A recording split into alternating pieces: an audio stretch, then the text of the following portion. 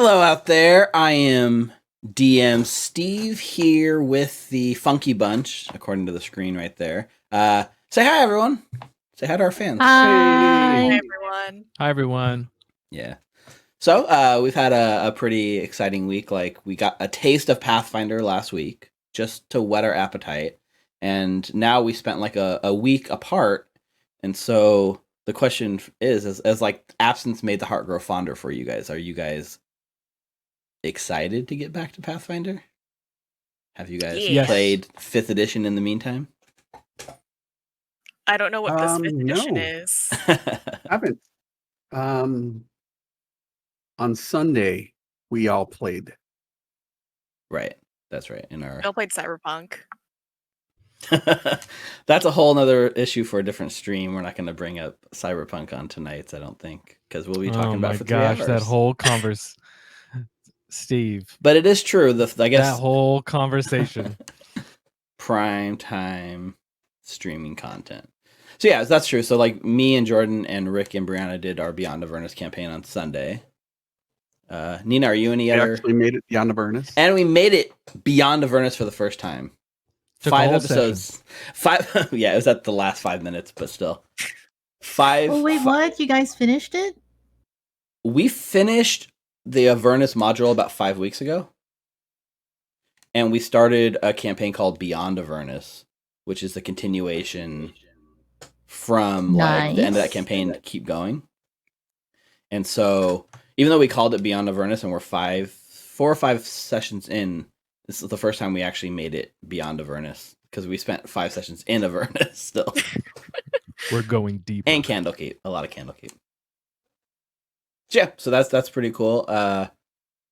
First up, like, you know, if you're joining us for the first time, welcome. We are a group of people who are fairly familiar with 5th edition.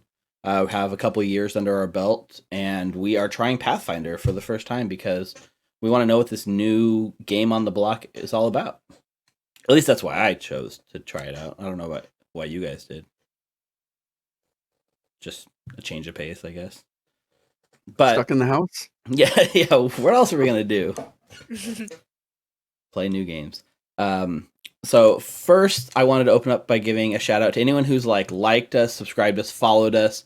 On YouTube, we had a lot of engagement this week, and that was great to see. Special shout out to Kalian the alias with your alien picture, maybe Callan the alias, who was asking questions about Pathfinder, and they are going to be starting their own Pathfinder stream and are using us as like a sort of test bed or like a good springboard. So first of all, thank you for watching us, and you know, I hope you're enjoying it. And second of all, to your players, I'm sorry for anything that we cause to go wrong in your game. It's our fault, not your DMs. Are they called DMs in Pathfinder or are they GMs?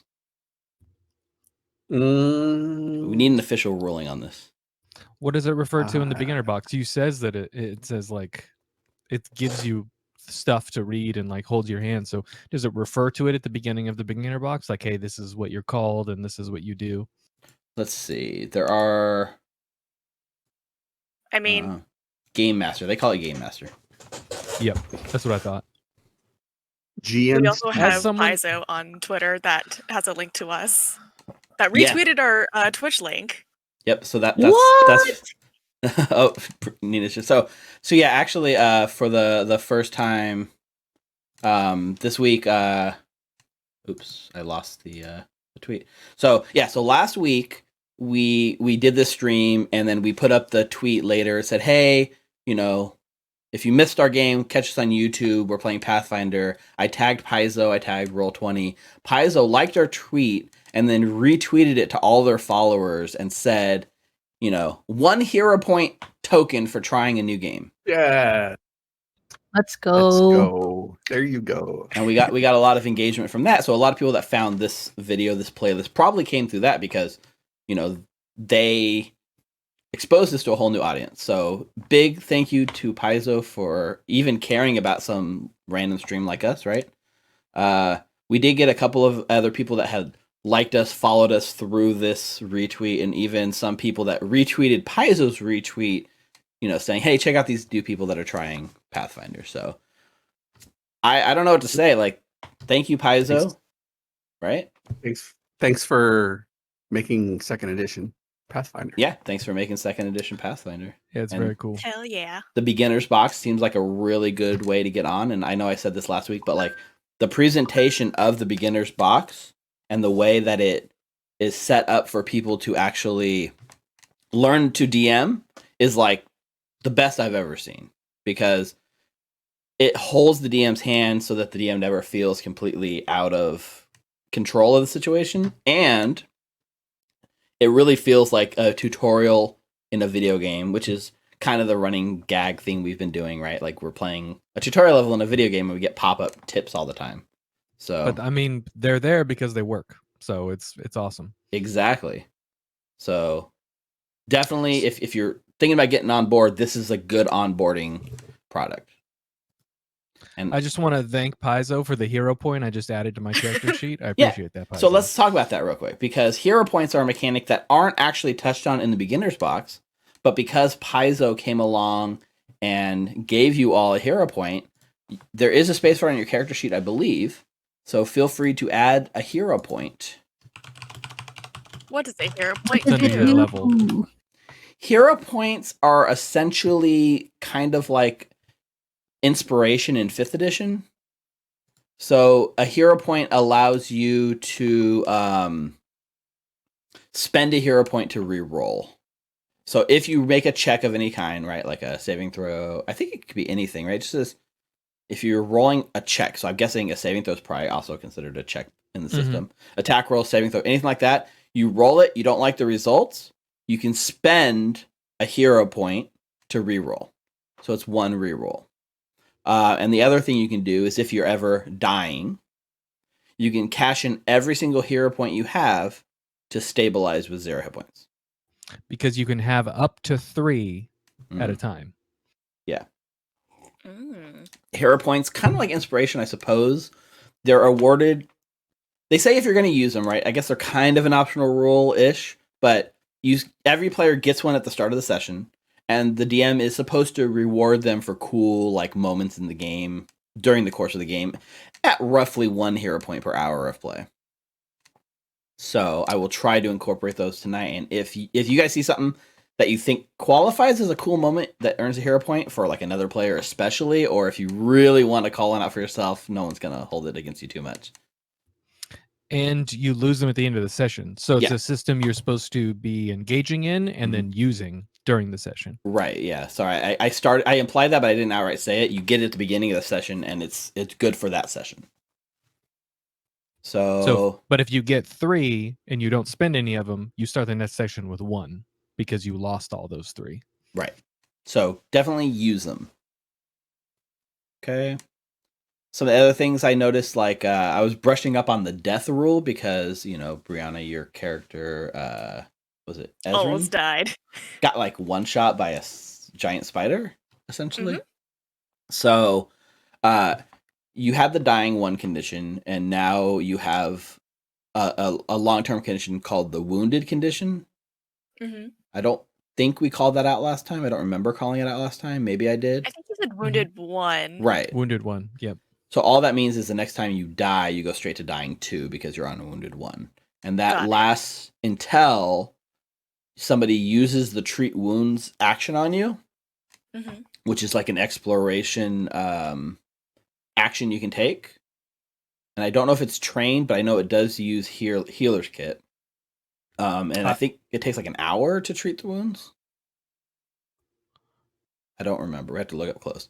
Or if you get healed to full hit points and spend 10 minutes resting, then it also goes away. Mm-hmm. And I think you Okay. didn't quite get to full hit points. Nope. 2 down. I have the ability to treat wounds because I have the healer's kit and the ability. Got it. Does it say how long the treat wounds actually takes? Let me look.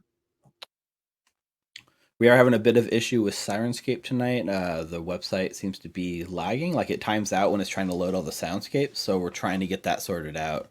if it doesn't happen, then all my players have kindly agreed to beatbox. Oh yes, that's definitely what we said. Yeah. Also, another interesting note last week with the rope. So it was Halruzian tried to grapple up the cliff, right? And you roll the natural 1, I think it was, a critical fail. And what I ruled was it takes you like 5 tries and everyone stands around making fun of you for sucking. But like in the rules, there actually is. I was see in 5th edition. I'm not used to this kind of stuff, but there are rules in the grappling hook section that specifically talks about how it works. And what it says is, if you get a critical fail, it dislodges when the person tries to climb it. Yeah, you think it's good, but it's not. Right. Well, I think I failed when we were going down that first one, not the grappling hook going up. Didn't you also fail going up? Nope. Somebody did, but it wasn't me. Well, you pulled out the grappling hook. Did you hand it off to somebody else? I think you did it. I think. Oh it was you. yeah, when I was trying to attach it to. Yes. Yeah. You Not rolled yet. you rolled the dagger and it was a Yes, natural yes. 1. Right. Yes. So technically, what should have happened is the first person that tried to climb up, the grappling hook should have dislodged and they should have fallen. Oh, nice. Which was Valerie. It's funny, yeah. But the funny thing is climbing up, right? Because you would never use a grappling hook unless you were climbing up something, at least with like a roll on it, right? Mm-hmm. I guess. I don't know. So like really what, you start climbing and then instantly it dislodges and you fall like 2 inches on your butt? You probably wouldn't even take damage for that. Well, I think the spirit of it is it's up to the DM how much they want to punish the players, and they can decide how far they get up before it dislodges. Yeah, it would be fun at like 10 feet, roll a d10 up to 100 feet. That ticking time bomb, that loaded gun just hanging over the PCs. That's fun. It's like a scene in a movie where the person's climbing up and everything's good, and then the camera pans up to where the grappling hook is, and there's a crack in the stone, and it's about to go. Right. So it's just interesting for me to see like so much like actual coded rules in items that 5th edition does not have. Just a different world for me. Well, what do you say? Are you guys excited to jump in and right where we left off? Hell yeah, let's do it. So Yeah. so I'm giving you all hero points because Paizo like brought it up. So we are incorporating the hero points in our session. But because Paizo retweeted us and said all you guys get an extra hero point, you actually all start with 2 this week. Ooh. All right. Wow. Where do I put that? It's on In your my new character sheet, like at It's the like top. right below level. Yeah, so it'll say character name and all that stuff, and then level on the right, and hero points is right underneath. Dope. Yep. I see it right here. So if you my players can get Paizo to retweet us again, you'll get another extra hero point next week. Oh my god, I'm just gonna be sending DMs all week. Yep. Okay. Go from the powerful Twitter. Yeah. So, or those of you fans that are out there, like help us out, help my players out. Can we weaponize views on YouTube as well? Like if we get over 50 views on the next video, we also get a hero point. It's not a bad. Encourage us all to retweet it and share our YouTube video, and encourage you to everyone get 2 friends to watch the video, and they get 2 friends to watch. And then the they video. get 2 friends. Next thing you know, Nina, you're missing it out. Tell my son, poor Nina. Tell my boys to do it. Not only poor Nina, poor every single viewer that's not watching our other campaign. Oh yeah, so pyramid schemes are a big part of Ernest. No context, in just our- pyramid got it. schemes. Pyramid schemes. In our mythos, just pyramid schemes in general. I heard about how you guys like married each other. I mean, the characters married each other. that was actually pretty smart. All of the characters except for Rick's character. Everybody else is in a Polygamous in a- marriage. Yep. Nice. Yeah. I ruled it was In fact, polygamous, so the husbands they've got a pretty good relationship, lots of trust there, but The it's one wife, strange. just husband 1, husband 2, husband 3. Yeah, that's what she calls us, husband 1, 2, and 3. And then we found out one of the husbands has a high school sweetheart that he wants to go back to, and there was like a conversation of like, hey, is she cool that you're already married. That's interesting. that would be like a very interesting conversation to have. Yep. Yeah. It's So, a fun game. It's a very lighthearted campaign, considering it's a dark place. That's how we get through it. Yeah, exactly. So, back to Pathfinder. We are playing through a module called Menace under Otari. Otari being a small, quiet fishing village that you guys are all kind of here, presumably like live here or something. You're fledgling adventurers looking for your first big break, which is interesting considering Cairo is like 80. And is he really He's that a late old? bloomer. No, he's like 62. Okay, he's pretty old though. So he's old, but he's not that old. he's pretty old to be like level 1 adventurer. Oh yeah. All right, you know what? No, he's 52. Oh, okay, that makes all the difference. Yep. He like I said, he went white prematurely because of his experiences in life. He's had a rough one. So sweet old Tamily Tanderville runs a tavern and fishery here in Otari. And something's been getting into her storage area beneath her tavern and busting open the barrels of like dried fish that she uses for her livelihood. And she's not sure what's causing it, but basically there's kind of this fervor around town that something dangerous is under the city and it's going to eat everyone. So the town guard is like very preoccupied guarding stuff. She needs adventurers to go and figure out what's eating her fish and put an end to it. And that's where you guys came in. You guys popped your heads down and immediately met your arch nemesis, Gravity, or a slippery cliff.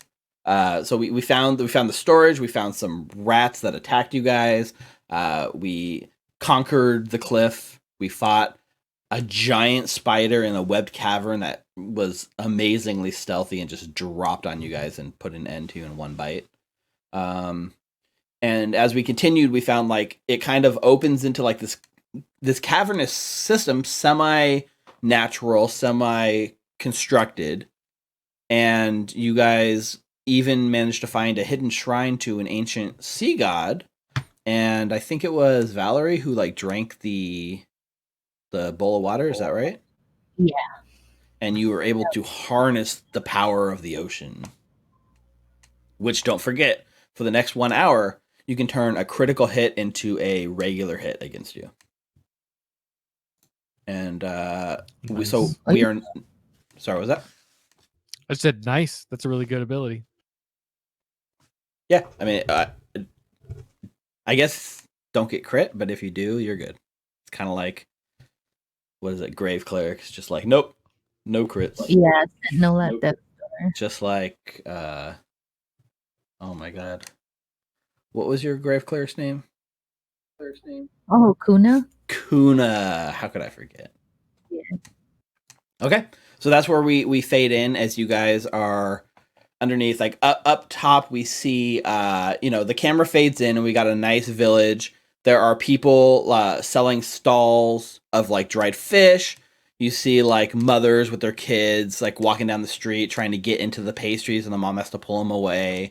We have, the town's guard walking like 2 by 2, eyes alert for any sort of like unsavory activity. All the merchants seem to have their stores like shuttered up and like closed, and it says like, closed for safety reasons because everyone's afraid of whatever this is that it's been eating. Apparently it's been getting into more than just this one fishery that you guys are seeing. It has been causing issues all over town. And in a place where most people are content to just live their life without fear or worry, there is a sort of unsettling vibe in this quiet fishing village.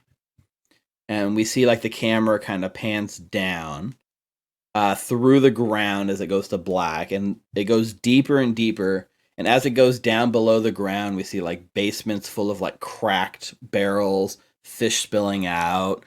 We see rats running and like chewing on the fish. We see a skeleton like in the wall with his like just plastered into the wall with like a sword like attached to it. Like some old ancient adventurer lost to time. And it comes down a little further, and we see a room covered in thick or slick green moss, like mildew and just a layer of grime. And the only thing looking pristine in this room is this very nice silver bowl of water lying undisturbed. And the camera's like focused on that in view. And the focus kind of shifts away.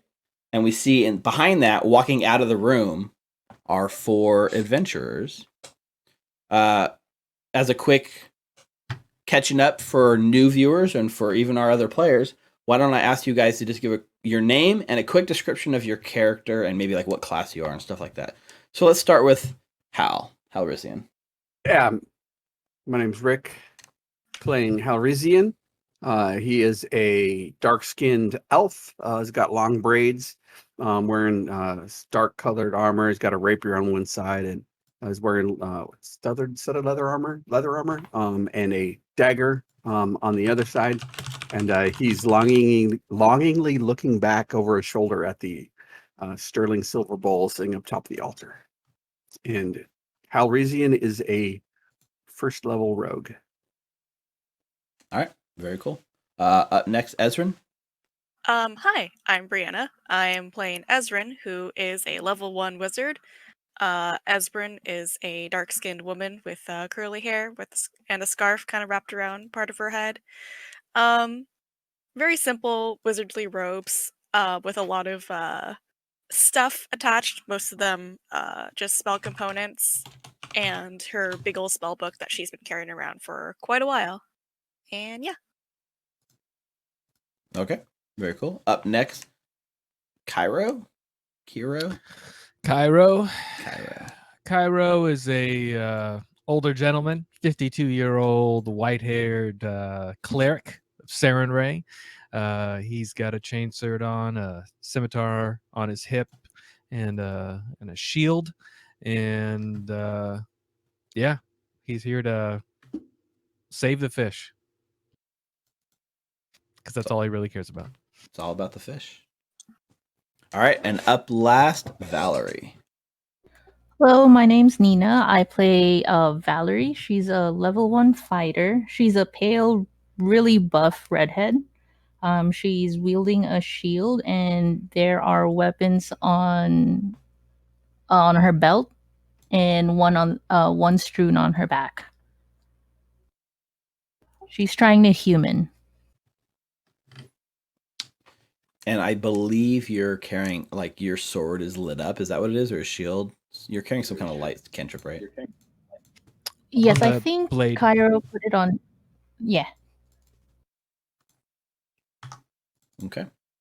Is that the only light you guys got going on right now? No, it looks like also Ezrin is carrying a torch. Is that still true? Yes. Well, unless she dropped it. She picked it back up. Right. You used it to burn down the spider weapon stuff. Mhm. Let's see. How long do torches burn for? I'm guessing an hour?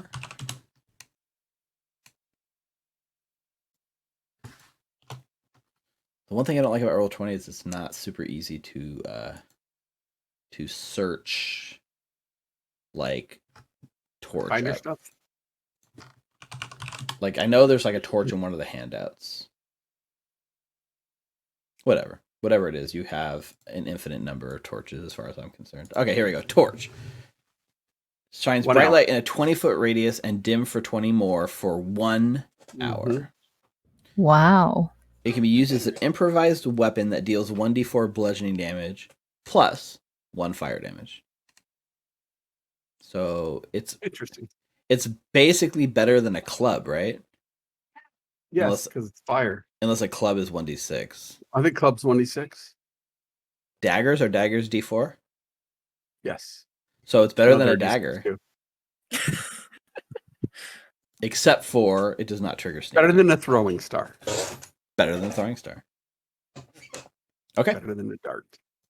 So I'm going to assume you guys come out of the shrine here, right? and you have your grappling hook set up, and you guys can begin to like descend without. Do we want to conquer the cliff again, or do we want to fast forward to like the bottom of the cliff? Because I'm fine with fast forwarding to the bottom of the cliff. I just see the landing page. Oh, I haven't moved to players. Oh yeah, you guys are right. Yeah. Problem solved. Okay. So you guys can move your tokens down, and then you guys tell me. Last time you guys came from the north, you came out of the spider cave. There was a little room with 2 split paths. One was barricaded off, and one came like south. You guys came south, spotted this kind of secret ledge up top, found this shrine, but you guys were headed in this kind of southerly direction. Is this a ledge over here that we can like climb onto? It's so I believe the idea behind that is you guys had to climb like a 10-foot wall to get to where you are, and those are just like slightly like steps, like kind of naturally formed steps going in, so you can walk up it without actually having to get out climbing gear or anything like that. But you would have to climb down the 10-foot ledge. How tall are they? Just like a foot or two. Like it's just a step. Okay. So as we Let's move go down this further in, right? Natural one rope. No, I'm just gonna fast forward past the rope, right? We're down at the bottom, we're ready to go on with our adventure. And so my question to you guys is, what are your exploration activities you guys are taking part in? I know last time you guys had set jobs you were doing. Oh, let me open that back up. I will continue to look for secret doors and anything that stands out like a trap. Okay. But I will try to stay out of the bright light from Valerie. Okay. So you're trying to stay in the dimmer section of the light. So I think, yeah. So let's see. Which handout was that in? Was it under? I think it's under playing the game. Yeah, there's exploration activities. Playing the game. Pop it up for you guys. Yep. I think I will. You have to scroll down quite a bit. Or maybe not. Maybe I passed it. Oh yeah, it's right near the top. Okay. Yep, so avoid notice, defend, detect magic, etc., etc. So you guys let me know what you're doing as we move through here, and I'll educate accordingly.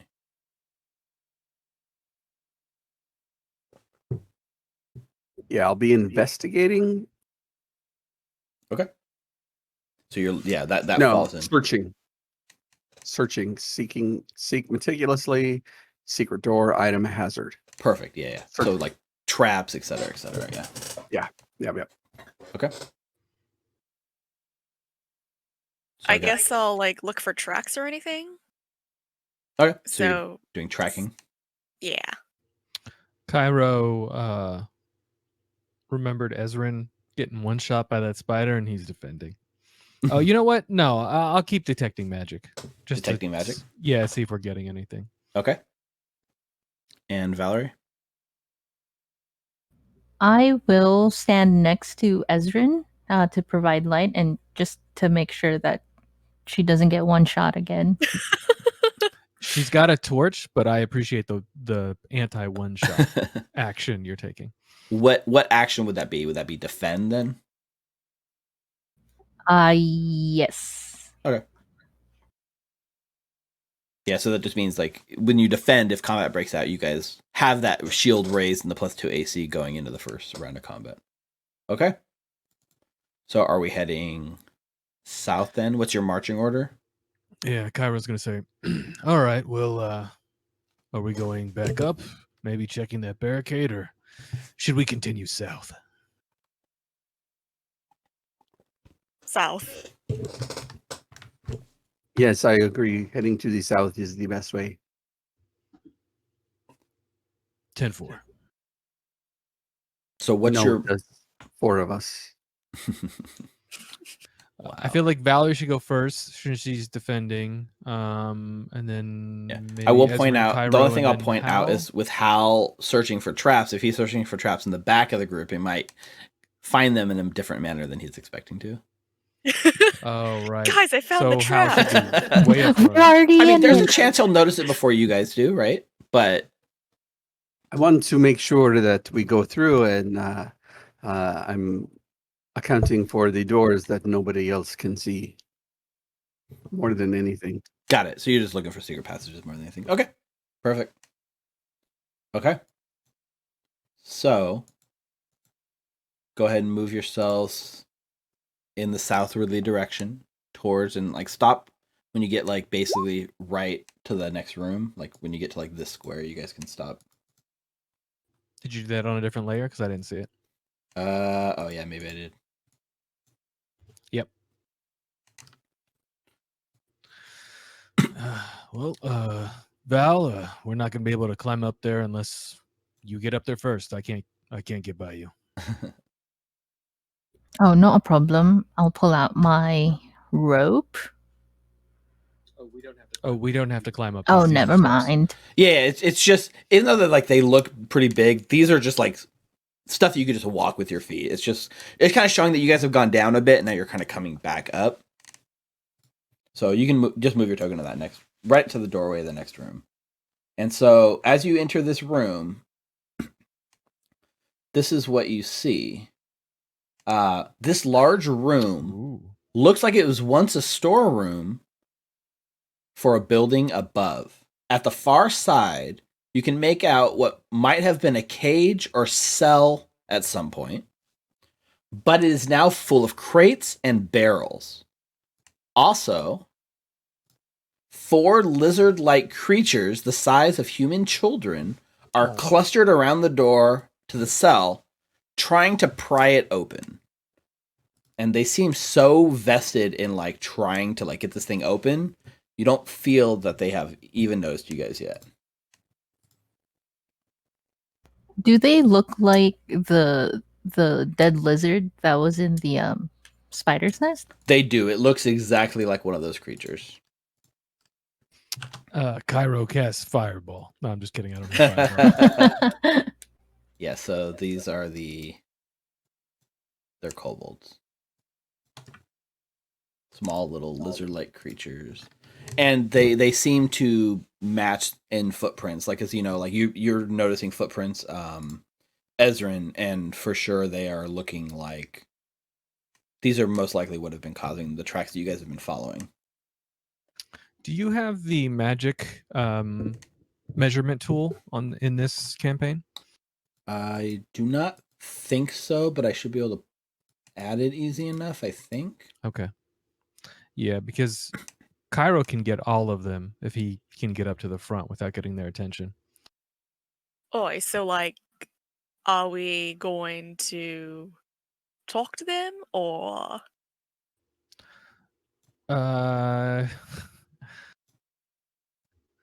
What kind of check can I do here? With information about them, would that be like a nature check?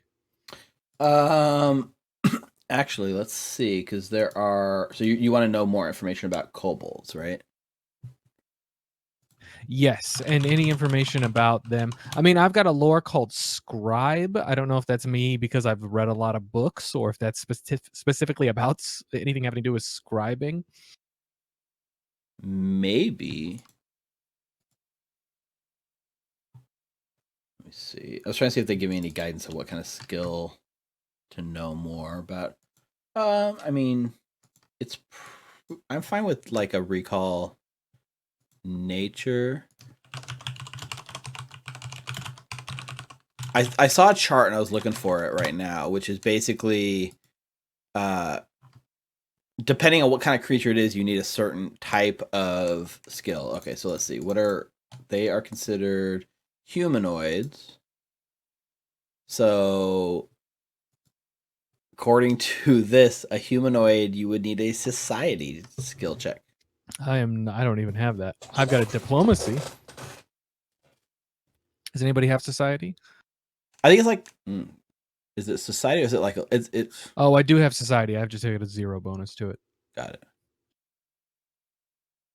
I It's think that's interesting that intelligence like based. even though it's like a this evilish lizard creature, it's I'm still trained. Me too.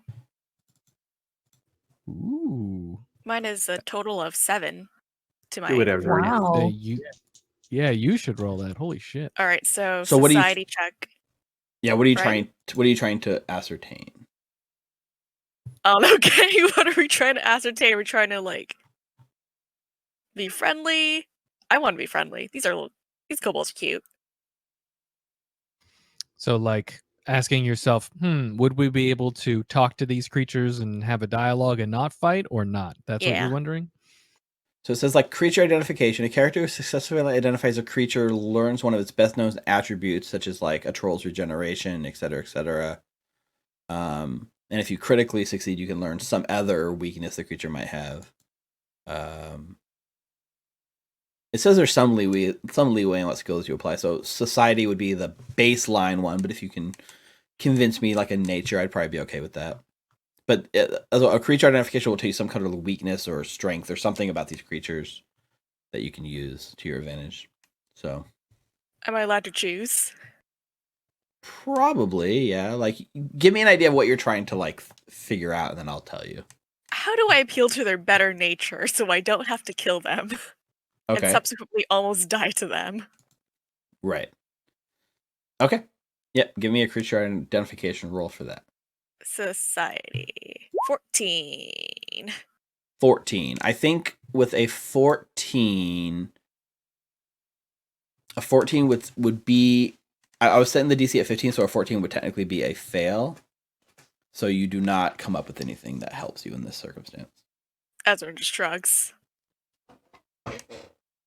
May I ask Saren Ray if there's any way that we can appeal to these creatures? May I pray to my God? I mean, is there a skill check associated with that? Religion? Oh, okay. I guess it would be a recall knowledge, like asking if through Saren Ray's love, if I can speak to these creatures peacefully. Yeah, I feel like a recall knowledge in religion. So you're going to see if there's any sort of religious knowledge that you can think of that'll help, diffuse the situation or something. Reaching, Sure. yeah, like reaching out, like because I'm kind of a traveling spreader of Saren Ray's guidance. Like maybe I learned something about trying to be a missionary to lizard people. Mm-hmm. Yep. Let's see if you can come up with something. Not with a natural 3. That's a 10. That's also a fail. So not sure. I think they're friendly. I mean, They're definitely armed. you didn't get all right. So I just want to remind everybody that in Pathfinder you can critically fail and get false information. So So if you neither of us got false information like, hey, they just want to hug and kiss you. If you fail a check with the DC 15, if you fail by 10 or more, so 5 or less, You'll get that would be a false critical information. fail, and then you might get false information. Oh, not might. You do get false information. Well, if you okay, critically fail. Except I have a feat that is student of the canon where I cannot get false information even if I get a critical fail using religion. Got it. So you know your religion inside and out. Yeah. So there might be some way to Okay. negotiate, but nothing you guys have trained or learned so far seems to come to mind.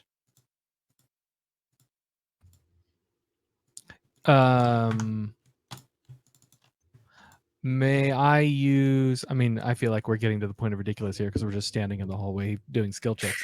But may I use survival to be able to tell if I smell like fish in here? Maybe these are the guys eating the fish? I think that you just want some more fish. Well, I mean, but if these are the culprits, then we definitely need to kill them. Only because you want to take their fish. I also could not find that template in my recent tokens. So if you stop it, Brianna, you can drag and drop it. Oh wait, no, I found it.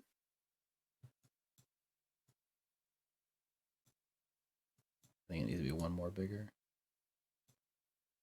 Yeah, it's 8. It's 8 squares because it's 20 feet. So 4 by Oh no, wait, that's 4. That's 4. Yeah, 4 by 4. 20. Yeah, so it should be 4 by 4. Yep. Like that. Controlled by all. Yeah, because players. Burning Hands is a 15-foot cone. Got it. Okay, so I set it, so I think you should be able to move it now.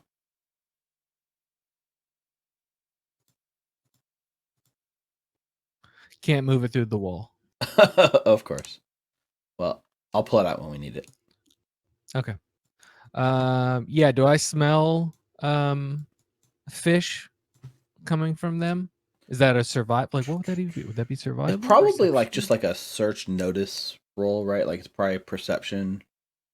What is Perception? Okay. Is survival like an actual skill? It is. Yeah, right? So survival, but I think that's more sense like direction, tracking, and stuff tracking. like that. Yeah. So just give me a perception Okay. check. So yeah,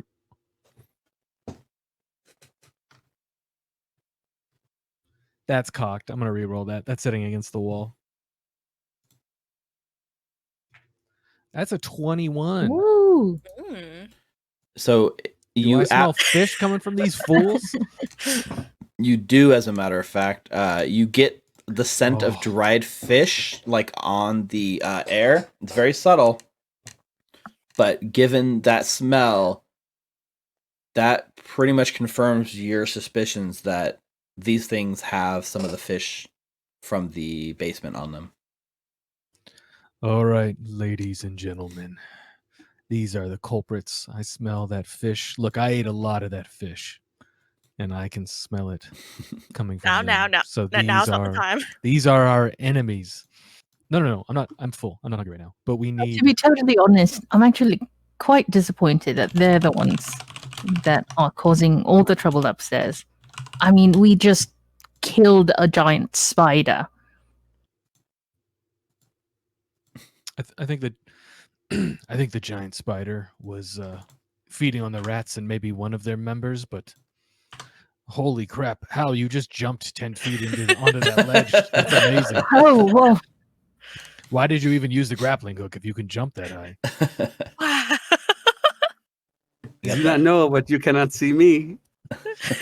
Got that high jump feat.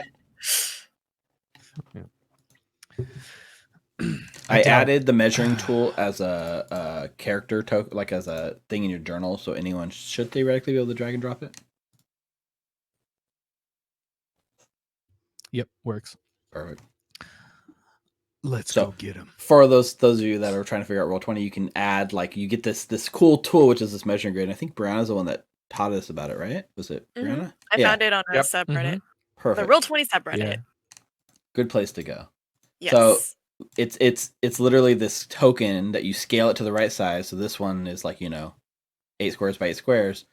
And then you make a character for it in the journal and assign this like image as the token, and then set it for all players to use. And every player can just drag and drop it to measure like radius spells and cones and stuff like that. So it has a lot of the common ones. It's really cool. I guess theoretically Mostly we for could players. go one step further and make a different, like we can make a different measuring tool for each spell type, so you wouldn't have like all of them in one. Might be the cool way to do Yeah. it. I could do that for you. Right, that would be pretty cool. We could do something like that, right? For sure. So maybe we should think about that. And then Yep. and then we just assign those measuring tools to the people who have those spells. No, that's cool. And the DM. Well, maybe not. Probably just easier to leave. Nah, Everyone has access to The everything. DM doesn't need it. So you have the scent of fish. These kobolds, they still have yet to notice you, and it seems like they are trying very hard to like pick the lock into this cage. You hear them like fumbling, and one of them tries, and then they like fail, and the other one like hits it with like the bottom of the spear and pushes them out of the way, and they're all like taking turns just trying to get in here. So far, they seem really inept at it. Ezrin pulls his scimitar out. He's got his shield in his other hand already. So should we ambush them, or I don't know, I guess we can try and talk. Let's try and talk to them. Like, what's the problem? Okay. Cairo readies a burning hand spell. Ezra shakes her head. Good question You for don't know what I'm me. doing. How do you ready spells in Pathfinder? Is that a thing? I don't know. Yeah, let me look it up. I know in 5e you expend the spell slot and then you use your reaction and concentration to hold it, right?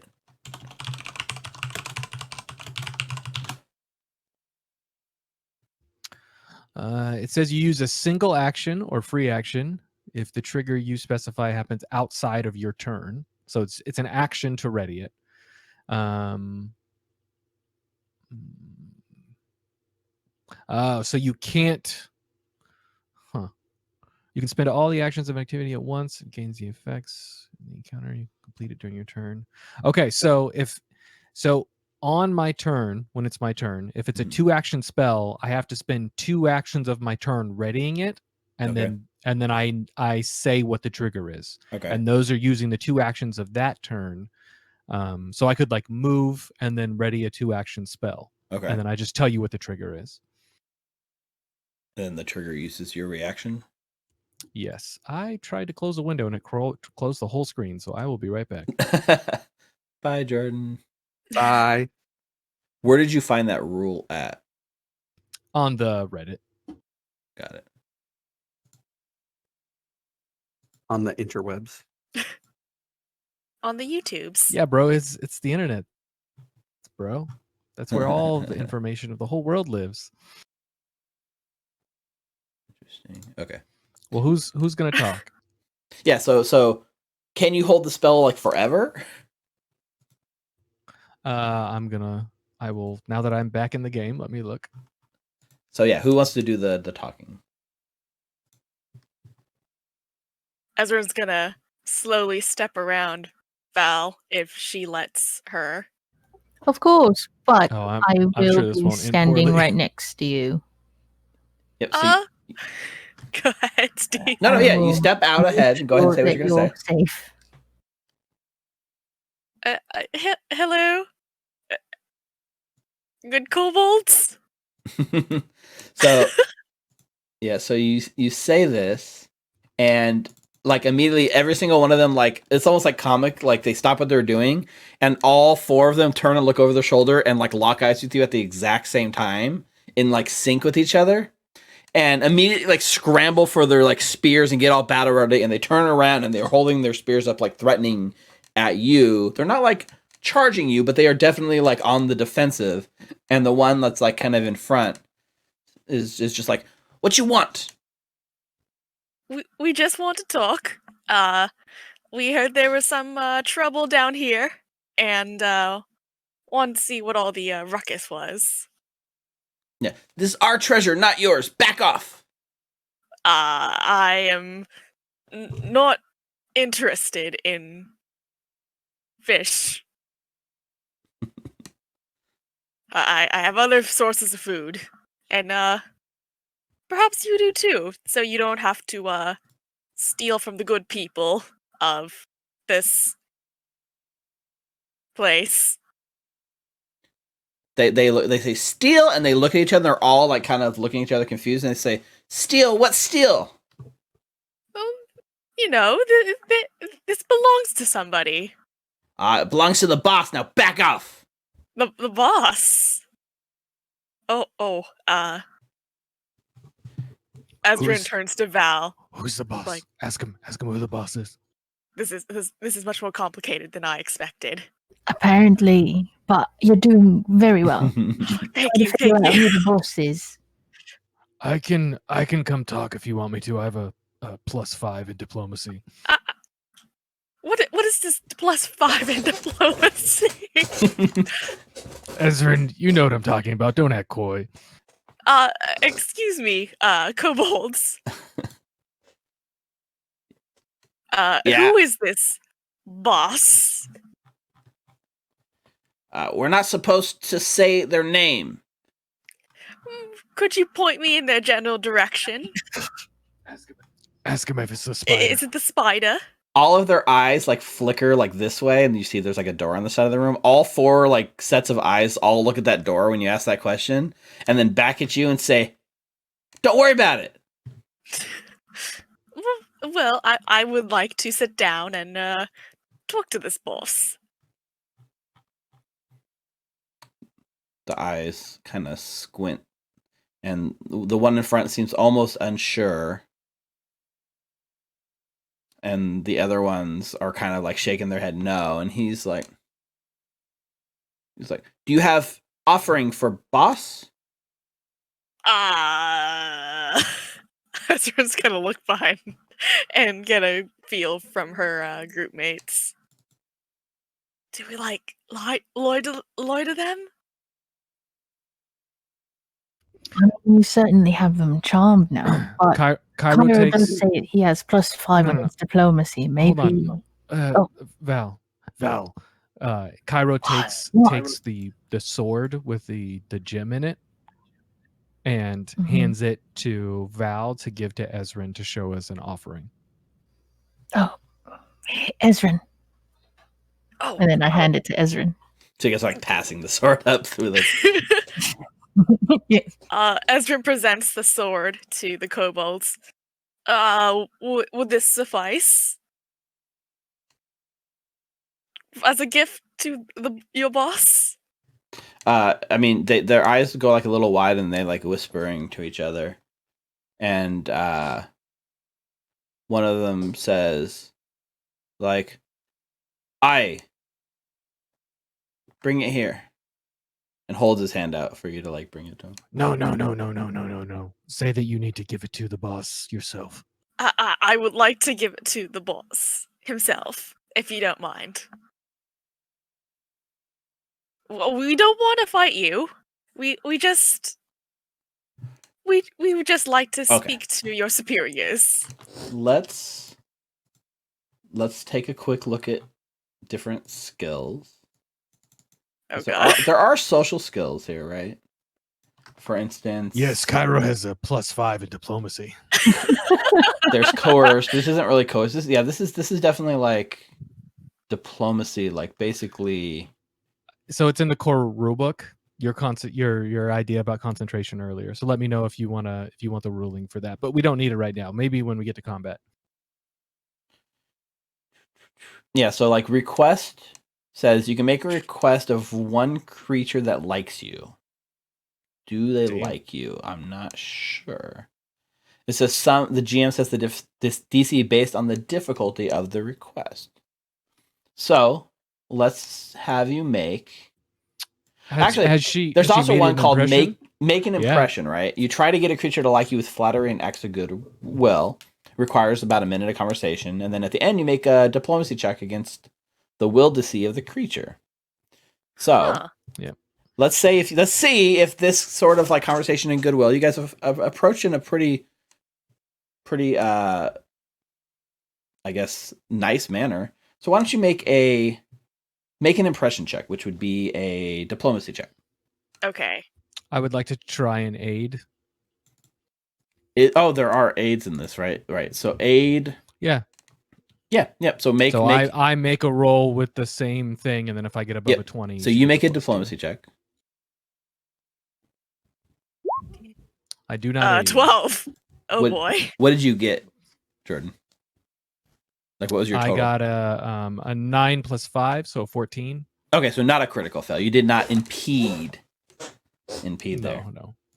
So you go up and you basically offer the sword and say, "I need to take it to the boss," and then they're like looking, they're a little confused. But it seems like you've like warned the small patience of these kobolds that they actually have thin, and the fact that you've like refused them has like whipped them almost into like a little bit of a rage, and you're like adrenaline kicks up, that little instincts kick in, and you realize that like this is about to go south real fast. And I need everyone to give me an initiative check with using perception as the roll. I guess the only one that I would say maybe Hal's like hanging pretty far back and stealthing, so I would accept a stealth one from Hal. And I will take that that information on the concentration now. Okay. I'm guessing it's becoming relevant. I'm sorry, I forgot to click my token. No problem.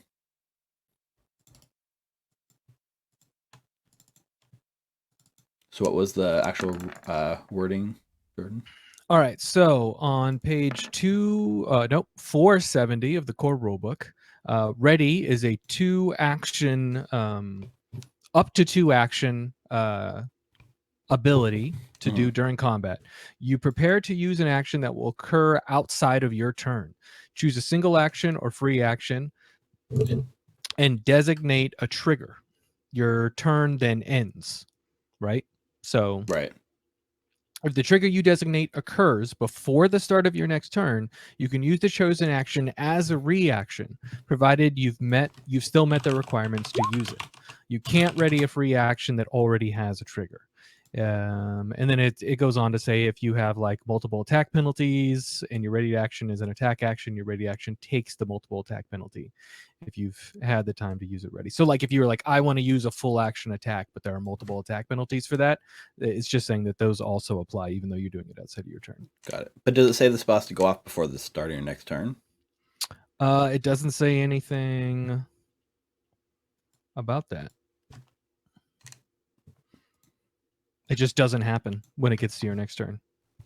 But you're giving up your reaction. Like your reaction is held up by doing this.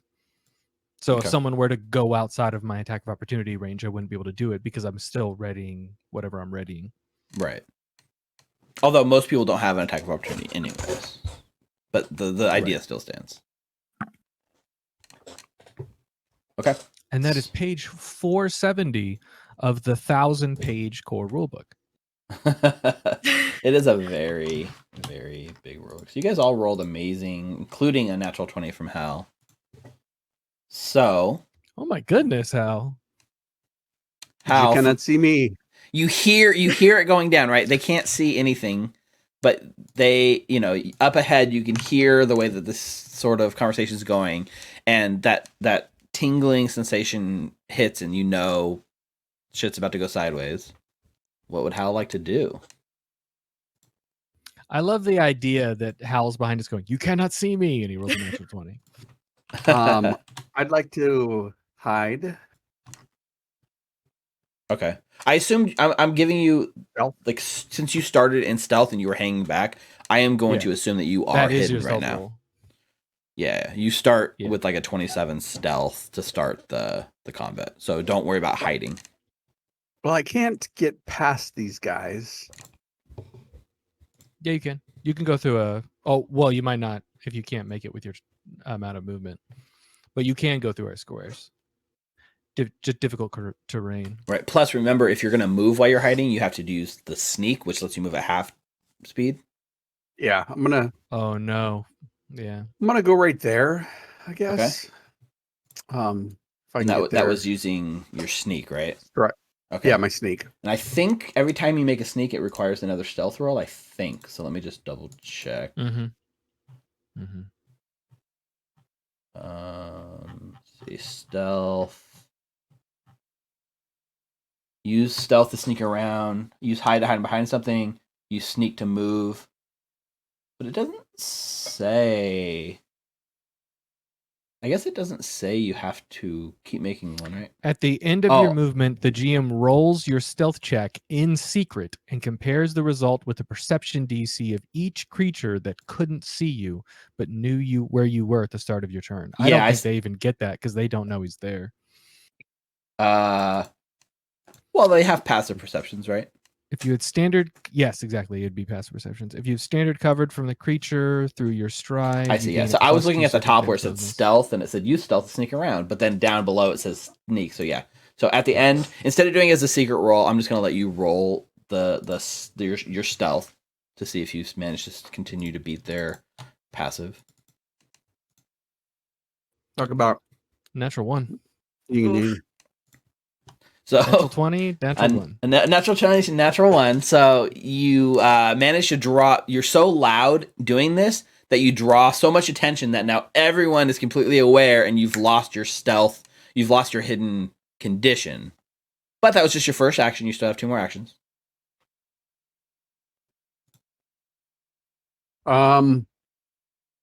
Imagine as I walk up, people turn to look at me as I make noise. Am I able to hide again?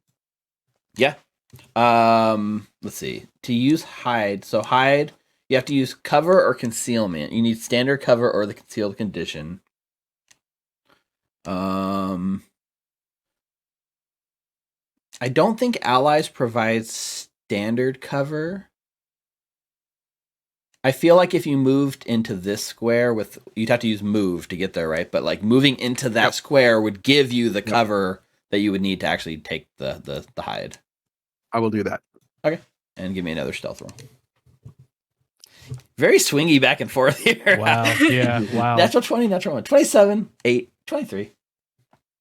Okay. And you are presumably successfully hidden from them. That's so funny. But that's 3 actions, right? Mm-hmm. Yep. All right. Valerie. All right. So with, I'm going to say, excuse me to Ezrin, and I will make my way to this spot right here, please. You can move the It's token. 25. Yeah. And I will make an attack. So that's my first action. I stride it. And then on my second action, I'm going to attack this dude right here. Okay. With my longsword. This is the one that was chatting with you guys?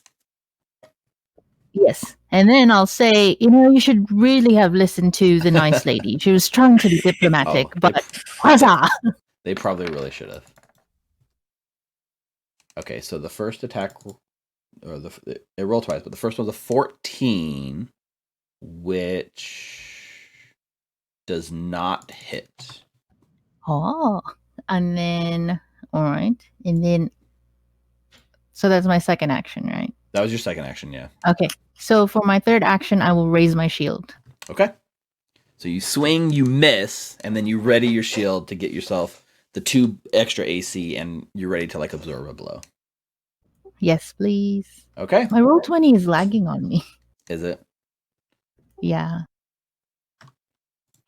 All right. Ezrin. Ezrin is going to cast Ray of Frost on this fellow right here in the front. Okay. With 2 actions. That's an attack roll, right? Yes, 25 to hit. Yes, that hits. 6 cold damage. Hurts it quite a bit. Actually, is that a critical? Not a crit. Success? I was just checking. Ooh. Almost a crit, but not quite. Boo. And then I'll use my last action to sort of back up a little bit. So I will start here. Interesting point of order, right? Because you're holding the sword in one hand and the torch in the other hand. And it takes... So you have to drop one item to I dropped that, the right? torch. Yeah, torch clatters to the floor. No problem. I just want to know, like, I in that moment, I want you to look at your 2 items and choose which one you're doing, right? I mean, the sword wasn't a weapon. I mean, you weren't using it as a weapon, right? It was just the offering. Yeah. It just was but in each hand, right? Nice. Yeah. Yeah. So putting an item away takes an action, but like just dropping it is a free action. So now there's a torch on the floor right where you were standing. I just noticed this in roll 20. I apologize for breaking up the flow, but if you look where Valerie raised her shield and then where Ezrin did the Ray of Frost, it's got the number of actions each of those things do. So 2 actions for Ray of Frost, 1 for Raise Shield. That's really cool. Oh, I see. That's very cool. That's what those symbols mean. So that was 3 actions, Ezrin? Mm-hmm. All right. Up next, Cairo. With an amazing... You got a 17 initiative, but you're still going last compared to all your allies, so... Oh! Sirenscape loaded. Is this finally. like difficult terrain right here? Oh, yay. Yeah, so like the rubble and these like This rubble. squares. Yeah, this is like rubble from like, looks like something has like fallen out of the wall, collapsed, like old thing. So definitely difficult terrain on these squares. So, all right. I'm going to get right here and hope that we don't get flanked.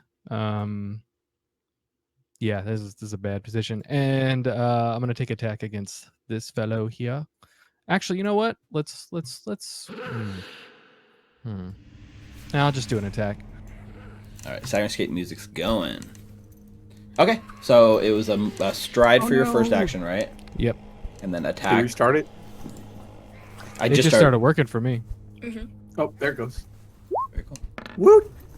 That's a miss. 9 is a miss. And your shield That's it. blocking too? Oh, whoops, nope. Raising a that shield, one. yeah, sorry, raising a shield. Yep. Okay. What happened to your burning That's it. hands? I can only use that once a day, and I don't know how much more this adventure is. We might interesting. meet it more later. Interesting. That's true. That's the downside of like preparing a spell into a spell slot, right? Yeah. All right. So up next, the kobolds get to go. So this one here is going to basically use an action to step. Is that what's called step? You just take a 5-foot step. Mm-hmm. So it sidles here, and then as it sidles here, Valerie, you look, and the two kobolds are now like flanking you and kind of like got you on both sides, which has put the flat-footed condition onto you. Yeah, that's what I was trying to avoid, but we're out here in the open. Yeah, so flat-footed means you have a -2 AC, and you're under the effects of flat-footed, right? So stuff like sneak attack from a rogue triggers on that. So you do have the +2 from your shield, and then the -2 from this, so it kind of cancel each other out. So it uses its first action, or sorry, its second action to attack you with its spear.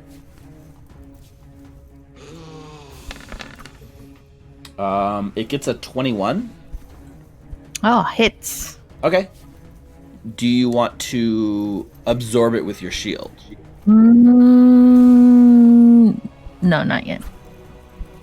Okay. So you take 3 piercing from the spear, and because you're flat-footed, it gets a sneak attack damage as well. So it's not rolling, so I'm going to roll it. So it's actually 1 more point. So you take 4 points of piercing damage total. Got it. And then...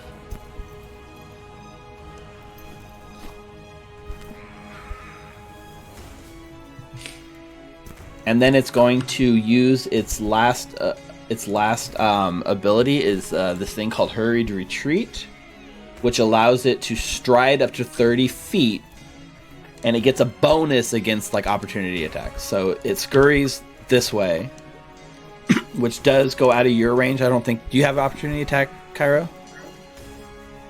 Where would that be under? Where do you see it, Is that a Valerie? It's like feat? under your reactions, I think. It's under actions. Should be under actions if you have it. Yeah, I don't have that there. Just raise shield and I shield think block. it's a base fighter ability, but you need to spend a feat on the other classes to get it. Okay. So Okay. it moves there, so that's 5 feet. What is its movement? Its movement is... Where do I see it? Oh, speed 25. So that's It's 5. under class DC. Yep. And then it moves here into his friend, and then here, which can trigger an opportunity attack from you, Valerie, if you'd like. Yes, please. Okay. It has a +2 bonus against your opportunity attack because of its sort of special ability. This will use your reaction, which means you won't be able to shield block. But go ahead and take that attack. My thing is though, like, is my attack of opportunity an unarmed fist, or because I'm holding my longsword, so it'll be my longsword. It would be your longsword, yeah. Okay. Ooh, 22. That definitely hits. So as it tries to scurry away from you, you do manage to hit it for 5 points of damage, which hurts it quite a bit, but does not finish it.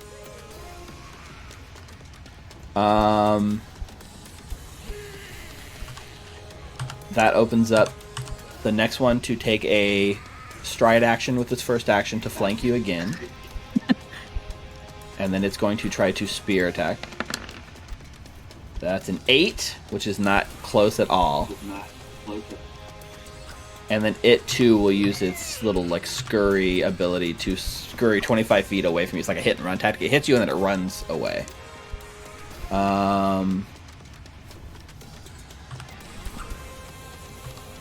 This one's going to do the same thing. Comes up. Spear attack. A 12. And then scurry away with its Hurried Retreat. And that leaves our brave leader, who does not have anyone to give him flanking. But he will spear attack.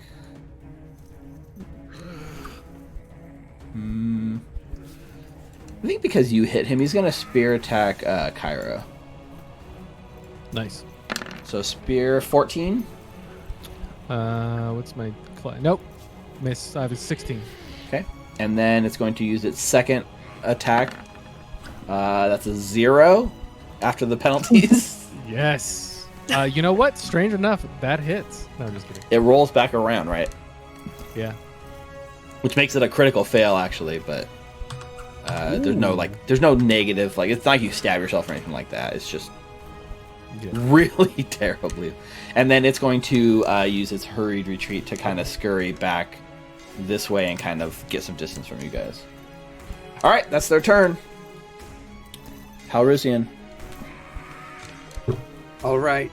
Yeah, this is like the pro. This is where the game pauses, right? And you get the pro tip, like being flanked by enemies puts your heroes in danger situations, and some enemies, like kobolds, gain sneak attack while flanking or while you're flat-footed. And that's like the pro tip for like this fight that you learn about. Okay, and then we move to the second round of combat. I take a step forward using my stride, and I say, "Are you guys coming back here, or should we come in there?" Cairo turns around and just shrugs like, I don't know. We'll move up. Sorry. Striding 5, 10, 15. Are you striding or sneaking? Striding. Okay, so you're striding full speed in. No, not full speed. I'll go to here, and then I'll try to sneak. I want to avoid... Well, I think the problem is if you ever stride instead of sneak, you lose your hide, right? Mm-hmm. Oh, But- yeah, okay. But I'll sneak. you can sneak to there, yeah. Yep, so that would be, you can move like half your speed, right? So that's what, 3 squares. So that sneaks. So now make the hide, the stealth check again to see if you manage to sneak without being noticed. Okay. 14. Okay. It's hard to tell if you actually manage to sneak past them or not. Like, you definitely, I'm assuming your allies notice you. So it makes you a little nervous, but you're not sure if you've beaten Try there. sneak. That's not an action. Sneak up to this guy Okay. and use my last action to make an attack. So it was 2 sneaks, right? Well, it's 1 sneak, and then you told me to roll for being quiet. Well, okay, so sneak. Let's look at what sneak actually says, right? I think it says sneak says. So I would sneak and then sneak again in hopes of moving up to him. Right. So yeah, you're right. I would continue to go.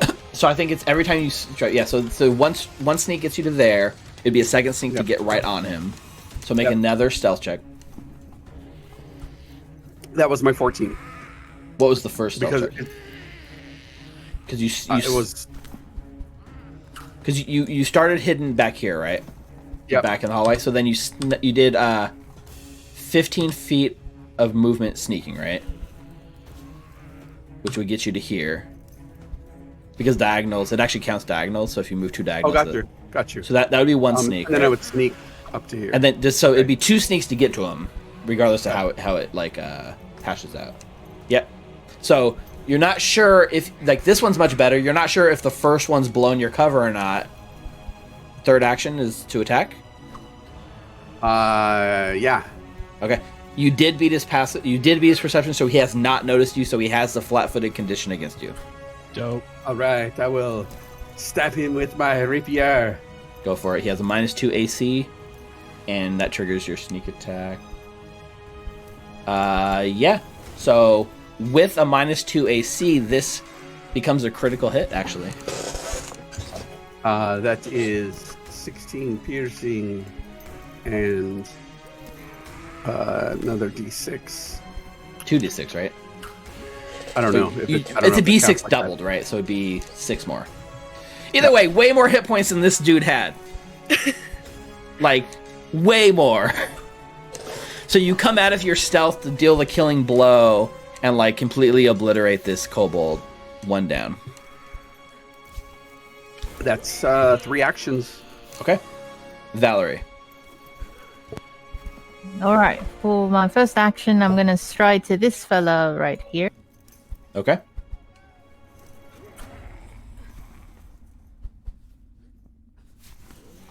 I actually have a question. Sure. If I go over here, I counted that's like 5 squares. Can I do that? Right here? Well, you can't go through. But I know it would. But you can go around them, right? It's like this. I don't know. Can you see my measuring tool or not? I can. Okay, I wasn't sure because sometimes as a player it doesn't show up, but as a DM. So if you took that movement, right, that would take you 20 feet of movement, and you'd be able to nestle in right there. Yeah, no problem. So that would be 1 stride. Okay, that's fine. And then I will. And then this is the fella that I've already hit, right? This dude. Yes. Okay. For my second action, I'll take another swing at him Okay. with my longsword. Oh, that's a crit. That's 22 damage. So dead. So dead. Goodbye. And then I will... Yeah, I'll just trap them here so that if they try to get to Cairo, I will raise my shield. Okay. Raise your shield. Perfect. Ezrin. All right. First things first. I will stride over to the action. Okay. What did you say about? That's okay. So. Like Pathfinder, like in 5e, they do not care about diagonals, right? So like moving, you can move like if you were in 5e and you move like 2 diagonal squares, that'd be 10 feet of movement. But Pathfinder, every other diagonal counts as an extra 5 feet, and Roll20 is enforcing that, which is kind of cool. Okay, interesting. Good old Ray of Frost on this fellow right here. Yeah, go for it. Gonna try and help with Valerie. 18. 18 hits. Max damage. Ooh. It's not a crit, unfortunately, but it is enough to kill it. Nice. What does this one look like? Like, you fight. This is the first time I think you've hit with Ray of Frost, so it's a big moment. Let's highlight it. It looks like a very cold chicken running towards it. Frosty chicken. Yes. And then explodes, and this kobold drops dead, leaving just the one left pinned in the corner. Ezrin's a big fan of the Legend of Zelda games. So that was your 3 actions, right? Yes. Okay, Cairo.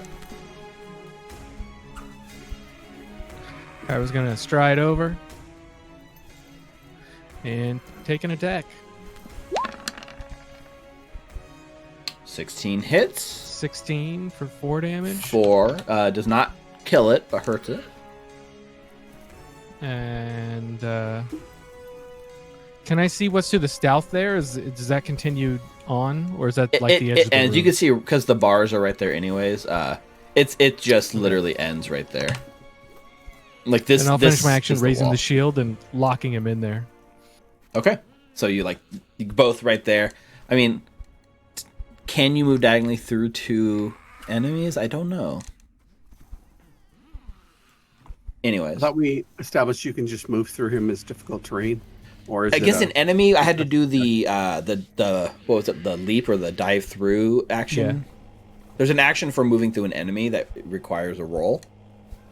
You can move through allies as difficult terrain, but enemies definitely requires a roll because the rat had to roll to get through Cairo's legs last time. I think Yeah, it was tumble through, tumble through is the name of the which action. is under acrobatics.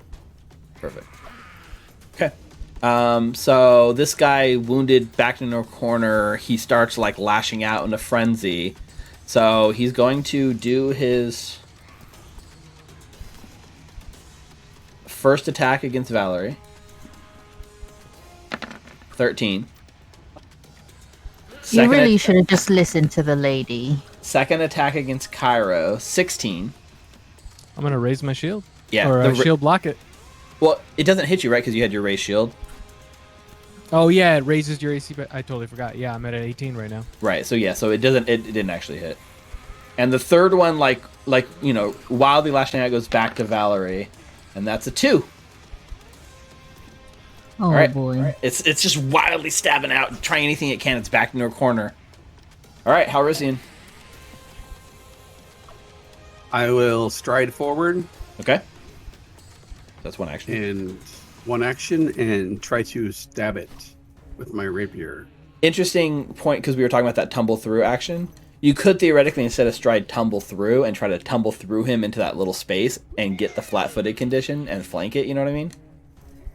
And that's acrobatics? Well, I think so, right? So, like, let's look at skills. Yeah, it's under acrobatics. So under acrobatics, it says... It's a different movement. It's not movement, though. It counts as something else. So he would have to stride there for his first action. Second action, tumble through. Well, let's Third see. action... Tumble through says you stride. And during this movement, you can try to move through the space of one enemy. Okay, so he's going to start, like, doing, like, gymnastic backflips all the way over I mean, that's the idea, right? You move up to your stride speed and dive through one enemy during that movement. Oh, that's a good point. That's a good point. So I think that's what it's reflecting. So Yeah, let's do that. so make It's an like acrobatics check to run and dive. Yep, you're diving amazing. through this guy. That's Wait, a 17. so it's his reflex DC. So So his reflex is Yeah, and then you just add 10 to whatever his reflex is. you tied his reflex. So Meter beat? Yeah, I mean that right, meter beat. So you go through. I don't know. I just said that. That's how it is in 5e. I'm sure it's the same. Okay, so success against... Yeah, you meet it. Like if you meet someone's AC. Gotcha. Right, yeah, you hit. So, yeah. So yeah, so you move through that one space is difficult terrain, but that's fine. You run, you dive over. Like you describe it, Rick, for Halrizian. What does this look like? So you see him shake his hair back out of his face, and he goes running, striding forward, and he dives kind of between both Cairo and the thing, and he tumbles, somersaults quickly, and then swings back with his rapier on guard, and he says, "On guard, dirty dog," and he stabs him. Okay, it is flat-footed thanks to the flanking. Cairo goes, it's not a dog, it's a lizard person. It's a Everything's No, a it just looks like a dog. Yeah. Everything's a dog. So All right, flat-footed, rapier attack. 17, Oh, 19. I see a 9. No? Yeah, it is a natural. 9/11. It was a natural too. Yeah, sorry, the 9 misses. You looked really cool as you say this, and you deliver your like coup de grace line, and then you miss. It looks so good though. I think it gets caught in the little bars of the cage next to you, and your rapier gets like caught up a little bit and just swings wild. So you still have one action left. That was a feint. On God. All right, do the second one. Hey! 27. Let's go. Was that with the minus? You didn't? Did you roll with the second attack one, so I had the -5? Oh, no, I didn't. So we subtract 5 that's a from 20. that. Two. So it'd be a 20 then, right? Yeah. And then, 20 total. Yeah. So the 20 does hit.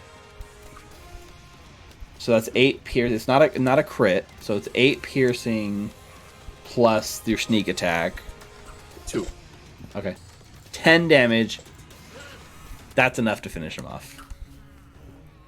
Yay! That was a feint? See how it works? Yeah, did everyone Impressive. believe that it was a feint is the question? No, not at all. That's very graceful of you. Ezra's politely clapping. So, you've managed to dispatch the kobolds, leaving yourself in this like sort of locked storage room, along with this heavy-duty cage type thing that looks like it has a locked door. There's like a padlock on it that the kobolds are trying to get on. You know, to confirm your suspicions, you look over the kobolds, and they are definitely covered. They definitely have a bunch of dried fish on their persons, so there's no doubt that these people were in the basement of the fishery taking fish. Cairo spits on their corpses and then goes over the door to do a perception check.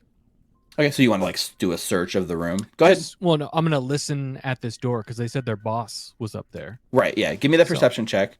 So you're spending this time listening and like looking for worries.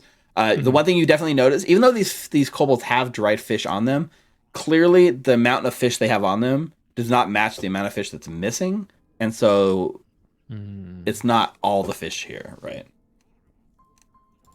Okay, so Cairo is during this exploration, right? Cairo is like listening at the door and watching for any sort of danger and just keeping an eye on things up there. And with a 19 perception, it sounds pretty quiet on the other side of that door. You don't hear any movement, any talking, anything that would make you think that anyone's coming, but you sit and listen for a while just to make sure. So that would be Cairo's sort of exploration action, would be like searching. What would everyone else like to do? Or not searching, listening at the door for any sort of danger. I would like to continue defending. Okay. Cairo's just- going to point to the door and be like, someone should try and get that open. They seem pretty interested. Okay, let me have a look. Move out of the way, big man. Yeah, so this No, is this. no, this one down here, the one they were trying to open. I He points to the. thought gate. you were trying to. Oh, this one over here. Oh, Yeah, to the south. so you're not listening the to it from all the way over there? On my screen, I'm He's up at ping- the top door, listening to the top room, He keeps Mm, and he's I'm pinging. the southern door, I see. pointing with my finger. That's Cairo pointing, but it just makes like this weird red ripple effect in the world. It's really weird. It's a I it's did a not cleric see thing. the door above you.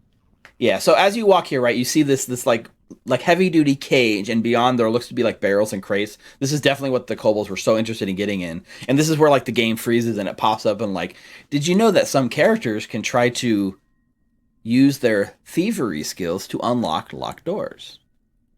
Try now by accessing your lockpick in your inventory. I will do that with my thievery. Yes, so there is a thievery check, and I'm assuming your character probably has lockpicking thieves tools like in your inventory, right? In my inventory, I do. If you don't, then that would be pretty sad. I do not have that in my replacement picks. Yes, 3 sets. Yeah, so there's replacement picks. So yeah, so anytime like you get a critical fail, you'll actually replacement picks. Like if you try to pick a lock and fail, then you have to pull out one of your replacement picks to kind of replace it in your tool set. And underneath soap, for some reason you have soap.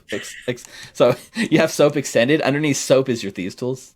Soap is important, guys. I don't know why y'all are so weird about soap. Yeah. So anyways, yeah, you definitely have thieves tools. So why don't you give us a thieves tools check? It's like everyone stop. This is like, you crack your knuckles. This is why thieves are brought along to like open lock things. So give us a thieves tool check. Is there just a thieves tool check on it? Oh, thievery as a skill. There you go. No issue whatsoever. Click. You pop open that like lock. It's definitely like 20 years out of date. It's not going to keep you out. Slide the padlock out, and you get access to the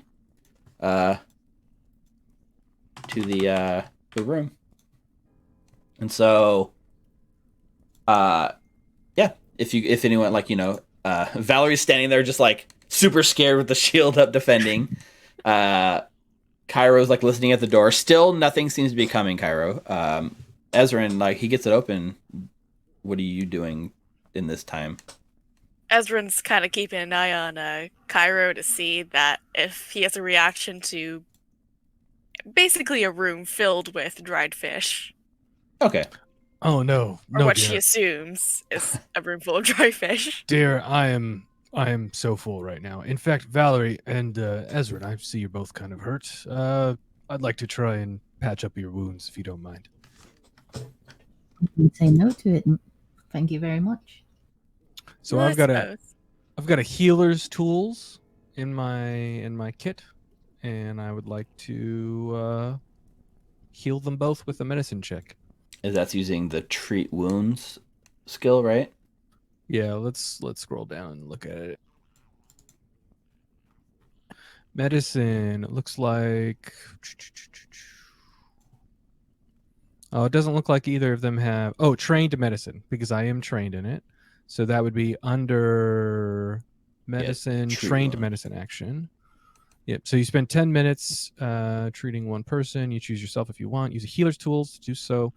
You can only do this once per hour, even if multiple people try to treat them. Okay, so looks like a DC 15 medicine 15 check. medicine check, yeah. And so does it say how many charges your healer's kit has? No, because it's not a kit. They're just my tools. They're something I have as a priest. Let's see. Yeah, that's all it says. Yeah, that's true. It doesn't say like it runs out or anything like that. So It's just what I do, baby. yeah. So go ahead and make the. So it's just 10 minutes of time per person you're doing, right? So if you're going to heal both of them, there's going to be like 20 minutes of time where you guys are sitting down here, which is ticking down. Like for instance, the Valerie's like special power. I think it's the only real like time thing going on right now. Val's using a special power right now? The The water she bowl, drank. 1 hour of. Oh, how long does... It's 1 hour. Oh. I guess I will look at Val and say, do you want to... I mean, I don't have to do this if we're on a time limit. We've been between like drinking the bowl, getting down and getting into this room, rendezvousing and having the combat.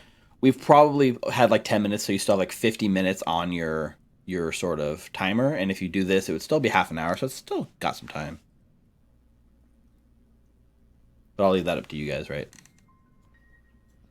I mean, considering that they did mention that there's a meteor boss that they have somewhere in here, I really wouldn't mind, being patched up.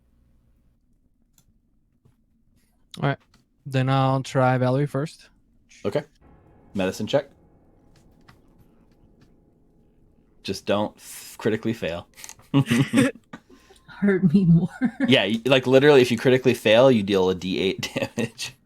Oh my god! All right, I will try not to critically fail. Yeah, I'll put this in chat because it's funny. That's a 25, so that's a critical success. The critical so success. 4d8. Yeah, 48. Wow. But I mean, you can just... Back to full. Yeah. Okay. And then you're going to take 10 minutes on Ezrin as well.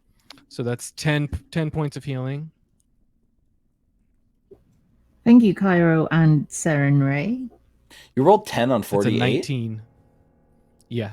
It was low rolls. It was three threes and a 1. So yeah, so that's a success. That's 2d8. And 2d8. And you lose the wounded condition there. Yay! Oh, that's quite kind of you, Cairo. Okay. And so as they're doing 8 points of healing. So as they're doing that, Halrizian, you help yourself into this little storage room and you're kind of going through stuff. Most of the crates and stuff, it's like old spoiled food and stained, tattered cloth that's been like eaten away by moths over time, which is kind of like unfortunate. There doesn't seem to be anything super exciting. And then you open like the last sort of crate and your eyes go wide as you find one is full of treasure. Ooh. Can I sleight of hand that? Oh, you want to sleight of hand it? Well, everyone is pretty busy getting healed on the other side of the room. Wow, really? First, let me describe what you see, and then you... Good to know we got that kind of member in our party. They're like a passive perception type of thing. Pretty much, yeah. We'll see. There's a thing about like taking something without being noticed. That's a skill. So what you see is a one of them contains like a small like pile of treasure, like almost it's like in the bottom of the spoiled food. You see like a chest, and as you like look in and open it, there's the chest seems full of like silver pieces, as well as there's a gold ring, and also like wrapped up in a cloth, like just underneath the chest, like surrounded by gross rotting thing in these tattered cloths. It looks like a very nice short sword. Okay. I'd like to put the ring on without taking it out of the barrel. And I would like to bring out the treasure chest and the short sword. Okay. So let's look at the actions again. Because I believe there's an action specifically for taking something, right? Mm-hmm. So let's look. And you are a subtle so you're treating your party as enemies according to this feat. Good to know. Good to know. Now you know where he stands. Okay, so the diversion is you bringing out the sword and the sword in the chest. right, and then trying to like subtly get the ring. Okay, so under under stealth, there is an action called. No, I guess it's not stealth. I bet it's under thievery. It would be under thievery, Probably. yeah, right? Yeah. Steal, right? Steal, yeah, right there. So yeah, under thievery, use thievery to steal items without Make being a noticed. thievery check.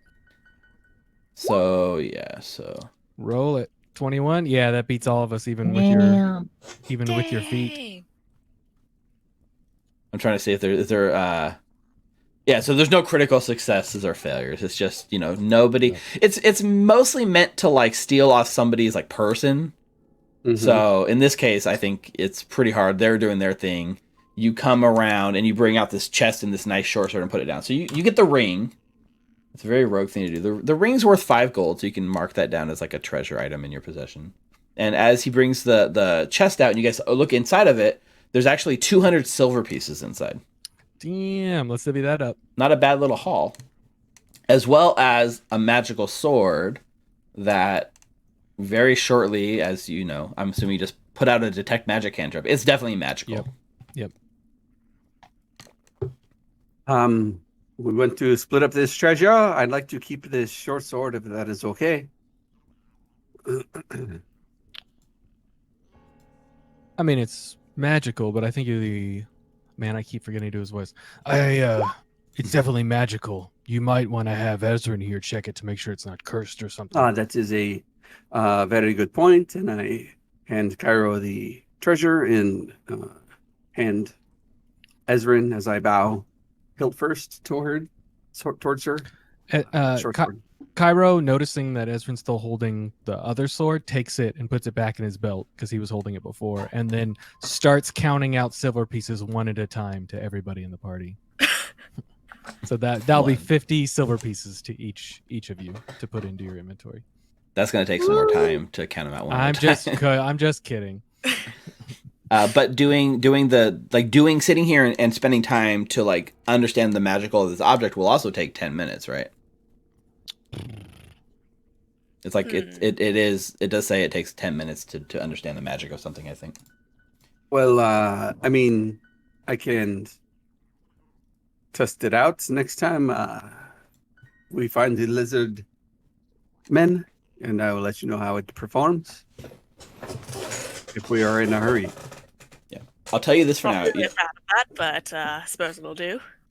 So you're not sure if it's cursed or not, but what I will say for purposes of your character sheet is you can basically add a +1 short sword to your inventory.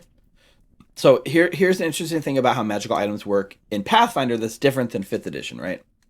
In 5th edition, if I give you a +1 longsword, that means it has +1 to all your to hit rolls and also +1 to all your damage rolls, right?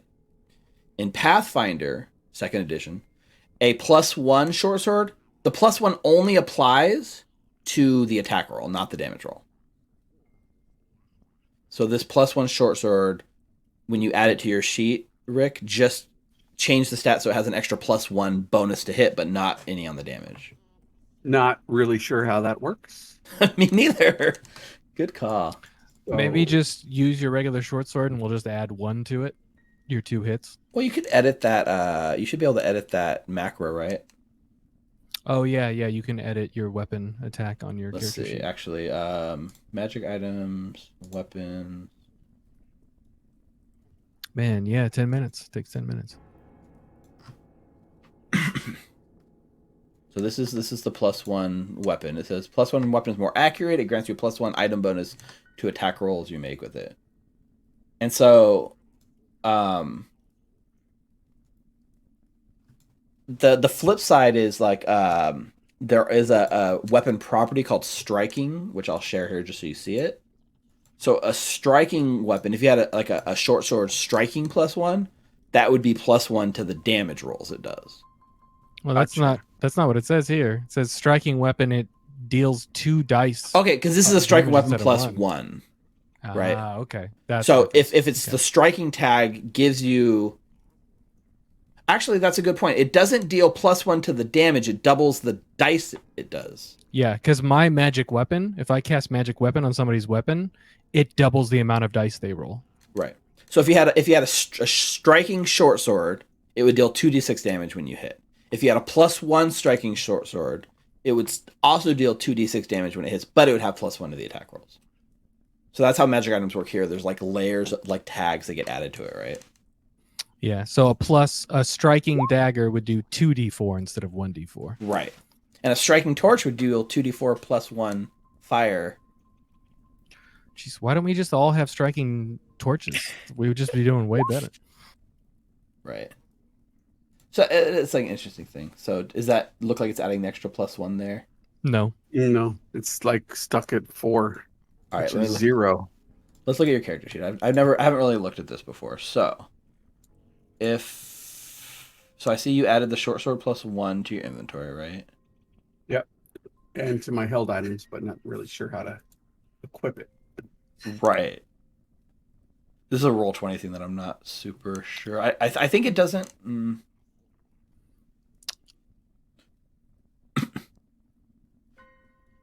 So let's see. No, I can add extra.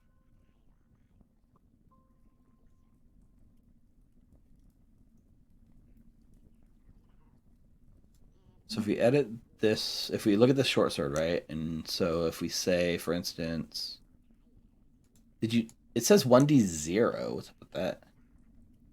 I think when I edited it, it went to 1d0. Okay. So it should be a d6, right? Yes. I can't edit that. So 1d6, and then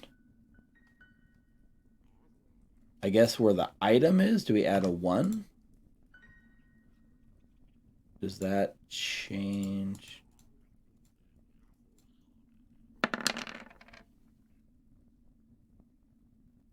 Yeah, I don't see the plus in the 2 attacker there. It's just 7 + 8 + 0 + 0.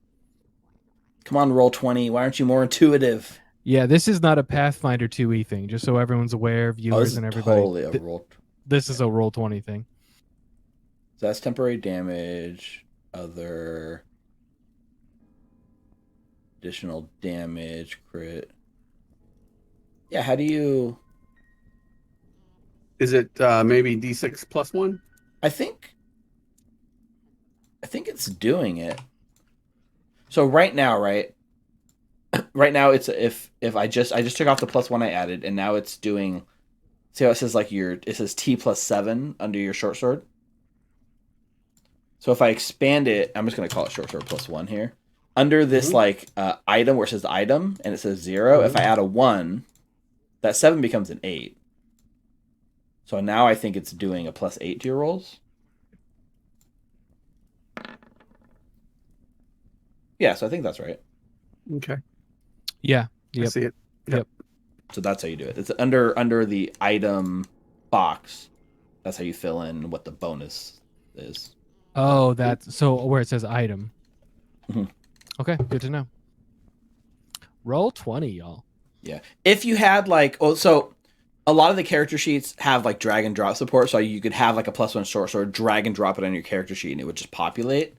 But I don't think it's like the character sheets don't have like that character mancer feature yet. It's coming, but it's not fully functional yet, I think. Very cool, man. Okay. Well, so you guys each took 50 silver, right? Mhm. The chest that it's in, this little like wooden, it's not like a full chest, it's just like this little wooden thing. That chest is worthless, but you can keep it if you want to like store stuff in it. And yeah, you guys have spent about 20 minutes or so here going through all this, and so far nothing's come to bother you guys. Valerie, Don't like this. do you get tired holding your shield ready for that long? Do you finally give up and just like take a break? I did. I actually sat down right next to the door. Just sat there. We should go in and meet this big boss of theirs. Should Sure. we sneak ahead? Hal, why don't you try opening the door and we'll back you up. Okay, let me check if there's anything nefarious about this door, and I will search for traps. Yep, and I think that is just part of perception, right? Mm-hmm. Yeah, there's no like separate investigation thing. Right. So go ahead and just give me a straight perception check. It's interesting how we're still playing like 5e, because in 2e, Hal doesn't roll it. You do. It's true. Like really, I should be rolling all this stuff so you guys don't know what your results are. But that also takes some. There's also some discussion online about that, like if that's the better way to play or not, because that's a lot less rolling for the players. You know what I mean? Like people like to play these games so they can roll. Mm-hmm. If I'm rolling everything Yeah. and you guys aren't, then that almost takes it out of your hands. But at the same time, Right. you When we know I played rolled a 2E, natural there was- one. But I'm not too Yeah, worried when we about you played- guys. When we played 2E, it was always like those percentages, and the player would always just roll it. Like in the book, it calls out secret rolls that the DM makes that the player is not sure of the results for. Mhm. And in some cases, I may do that, but for this, I think it's better to have you roll it than me roll for each one of you guys. I don't think we'll meta it. I don't find nothing, Yeah, no, so I will try to open. does not look trapped whatsoever. You slide the door open. It's not locked. Do you do it stealthily, or are you just opening it? I will just open. Yeah, you like open it and like I'm assuming you at least you're not just gonna kick open the door. You're a little stealthy about it, but you open it. What? I'm not gonna kick it open, but I will. Right. Yeah, it open it. opens quietly, and as it opens, it's like a dark tunnel, and the only light that goes in is like the light from like the torch behind you that goes into the hallway, and yeah, the hall looks to go straight. Like if Valerie, you might want to move over a little bit, like get behind Hal, so the light kind of goes down the hallway because he can't see in very far otherwise. Oh, that reminds me, Ezrin dear, could you pick up the torch that you dropped on the ground so that Oh, way? yeah, I got it. Yeah. Thank you. So you can see here, this hallway goes about 15 feet up, and at the end of the hall, there's just a door. It's like it just seems like a very small sort of hallway with a door on each end. Should I go forward? Definitely no kobold boss that you can see. I will I'm going forward. detect magic Okay. as So- we move forward. So what's your guys' marching order going to be?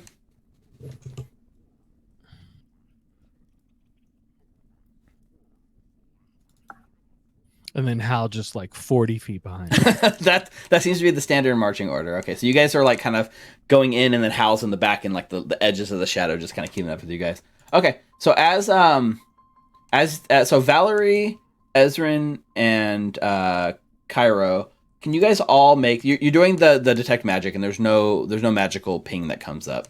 But can you guys all roll a perception check for me?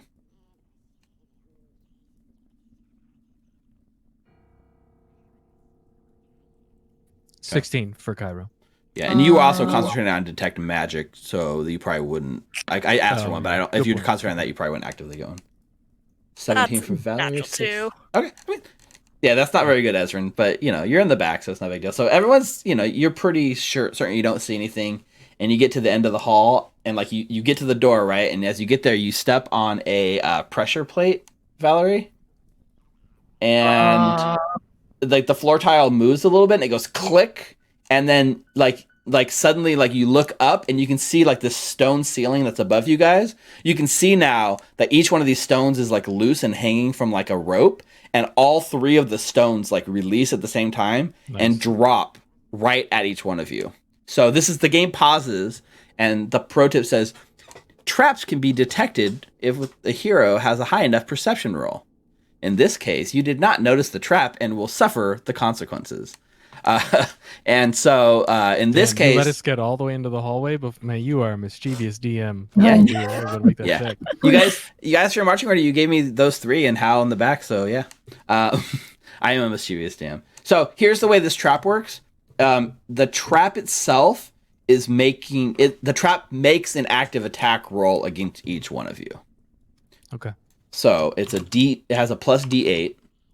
So I'm gonna go down the line. So against Valerie, that's a 16. Misses. Okay. Very good. Against Cairo, It's a 25. Mm-hmm. Ugh. You take 3 points of bludgeoning damage. And against Ezrin, that's a 14. Does not hit. Wow, Ezrin gets out of the way. It's because I was detecting magic. I didn't notice. And so, yeah, you're like, huh? Crack. Well, that rock was not magical, but it really hurt. Yeah. So then it's like, saying like disabling trap awards experience. It's the protest is disabling or surviving a trap provides experience either way. So, first of all, take 8 experience each for surviving the trap. Secondly, wait, we didn't add experience for killing the 40 experience kobolds. for the kobolds. And Also, then how many for the trap? 8? 8 for the trap, 40 for the kobolds, and I'm going to throw in an extra 10 for the lock picking that Halrizian did. noise. 188. Whoa! You'd only need 1,000 to level up. Not bad. We're so So as the rocks fall and like slam on you guys and like hurt you, and you guys are like rubbing your head, we're gonna cut to a quick break. Let's. It's 9 o'clock, so let's just take a quick 1 hour break. Wow, I can't believe I said that. That's how tired I am. Mm-hmm.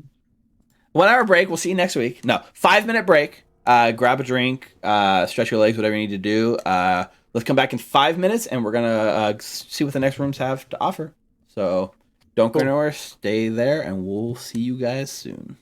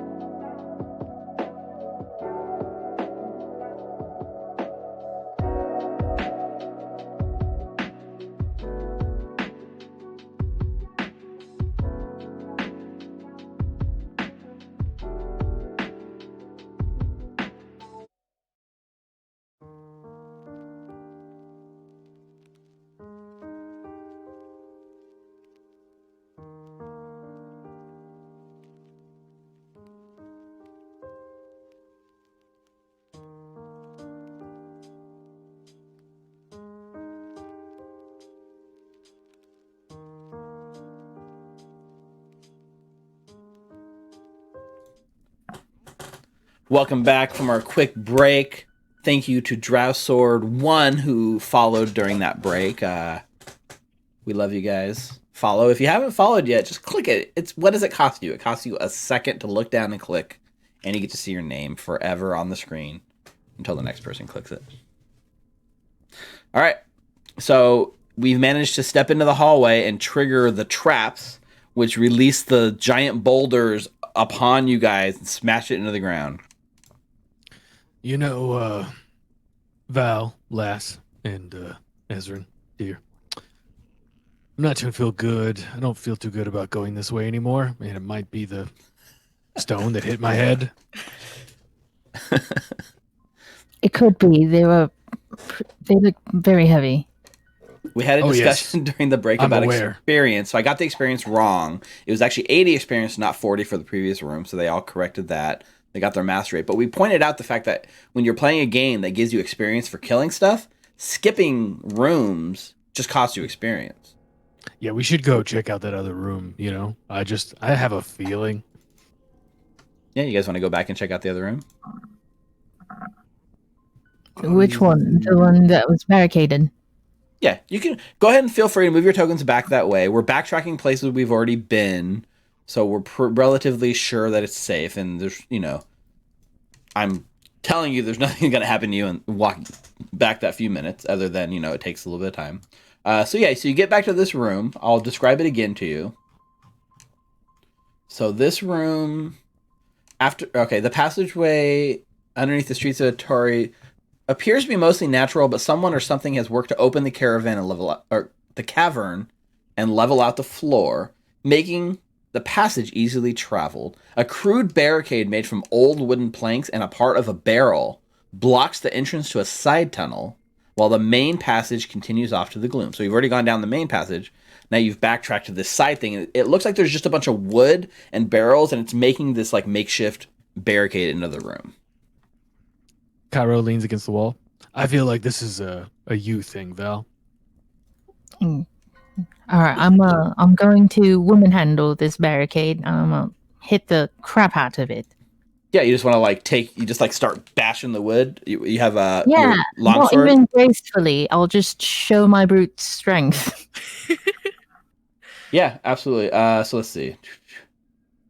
So like as you're like in the middle of the swing, right? And you get your sword up and you go to swing it, and like there's a pause as the bubble pops up and it says, sometimes you can approach things with stealthy tactics, which will prevent people from hearing you further into the cave. Otherwise, we already brute the force. kobolds, so Otherwise, brute force can sometimes solve your problems. Press OK to continue, and you press OK, and then the swing, you smash into the wood, and you start chopping, and it makes a bunch of noise. But like, I'm not even gonna make you roll. You tear through this wood. It's old. It's kind of rotting and decayed, but it makes a racket while you're doing it. And like all of you guys in this quiet kind of under cavern, you just hear the loud noise echoing in. Whatever was up ahead, presumably if there is something up ahead, there's no longer like a stealth sort of approach, you know what I mean? But you get it down, no problem. Yeah, I looked through the skills. There's nothing like moving barricades on there, even under athletics. So it not like in any of those things, but like in here in this thing, it says there are two ways a hero can take apart the barricade. They can easily destroy the barrier with their weapons, but this makes a great deal of noise. And other stuff you don't know about. And then secondly, it says they can try to take the barricade apart quietly, and it asks for me to have you guys roll either a crafting or thievery check to do it very quietly. Oh, interesting. Oh, Okay. crafting! I had that. that's the thought in your head as you're smashing this to pieces. Like, oh god, I have crafting. Yeah. Oh man, that also comes from the fact that we as D&D players under the skills, like we're all so intimately familiar with those. We know how to apply those to different situations, but we don't know this set yet. So like crafting, we see that there, but we don't know what that means or how to use it. 'Cause Right. We just don't have the experience. Right. Yeah, if you would have been like, can we try to take it apart, then we could have gone into that. But you specifically said, I'm just going to bash the crap out of it, which I appreciate. I love that. So anyways, you bash it apart, and that allows you access to a sort of down-sloping tunnel that goes down that way. So as we're moving down into, now we're going back into like unexplored territory, you guys can tell me your exploration actions. I'll be detecting magic. I'll be looking for tracks to see if anything has gone this way. Okay. I will be looking for more secret doors. Well, Okay. Should I go ahead this time? Considering you got the rocks dropped on your head. I turn around. How? I don't know. It was super loud. I have a feeling that if anything's down there, it's going to be prepared and waiting for you. So just be aware you can get out in front of us, but they might be prepared to just attack anything that comes down there. And I don't want you to be by yourself, but you are Very your own well. man. You are your own man. If you want to go ahead, I can't stop you. Yeah, More rocks it is. Please proceed. so I will say, like, just looking at some of like the exploration activities, right? Like, if so last time you were standing really far back, Hal, and I let you roll like a stealth check. But I was looking at some of these things. I noticed like there is like avoid notice as like an exploration activity, which allows you to start the next combat with like perception, like stealth check. Oh, so okay. if you want to like I do would that, like to do that. then you should probably be spending your exploration activities like avoiding notice, right? You let him roll stealth for initiative last time. So I did, we yeah. And then I actually did it, realized that like to do that, you probably need to actually be taking the avoid notice action. But that's fine. It's just that's a different action that you're taking, right? Yeah. As well as there's this scouting thing. So like last time you guys tried scouting, you scouted ahead and you didn't do a very good job and the spider noticed you. But like when I was reviewing the scouting thing, all it says is like you basically go in front of the party and lead into the next room, and everyone gets that +1 initiative bonus regardless of if you fail or not, you know what I mean? Like, Oh. it just gives the whole group a +1 bonus if you're using the scout action. So, just pointing that out, they're kind of things that can help you guys going into rooms. So, now that we cleared that up, let's go back. We're doing Detect Magic for Cairo Yes, sir. and for Valerie. I will continue defending. Okay, I mean, that seems reasonable. And for Ezrin? Scouting. Survival, right? Yeah, scouting. So, like, the interesting thing is, like, scouting just says you scout outside the group, moving at half speed, or looking for danger. So you're just you just be leading the group into the next room, and everyone's going to get a +1 if there's into combat. Ezrin's leading. Wow. Or or tracking. I think that's what I meant. Okay, tracking, because tracking lets you try to like see if there's any tracks to find, right? Mhm. But you won't get the +1 to the initiative. I think everyone's going to be okay. Okay, so give me a survival check as you're tracking for any sort of tracks through this way. And Hal? I'm still looking for secret compartments and doors. Okay. So I'm So- searching. Yeah, so go ahead and give me that. Yeah, just give me like your perception check as you're moving through this area. No magic from you, Cairo. No secret doors that Hal finds. And oddly, past this barricade, Ezrin, there doesn't appear to be... You don't notice a single track down here. Almost like no one's been here in a while. Like, you know, the Kobold activity has been very easy to follow back and forth through the main tunnels. Here, it looks to be undisturbed. Interesting. Okay, and so what's your marching order? So Valerie's got the shield up leading into this room. Cairo's right behind. Yep, okay. And Ezrin and Hal? Oops. Roll 20 just Ezrin. freaked out on me a little bit. Ezrin runs away. Ah!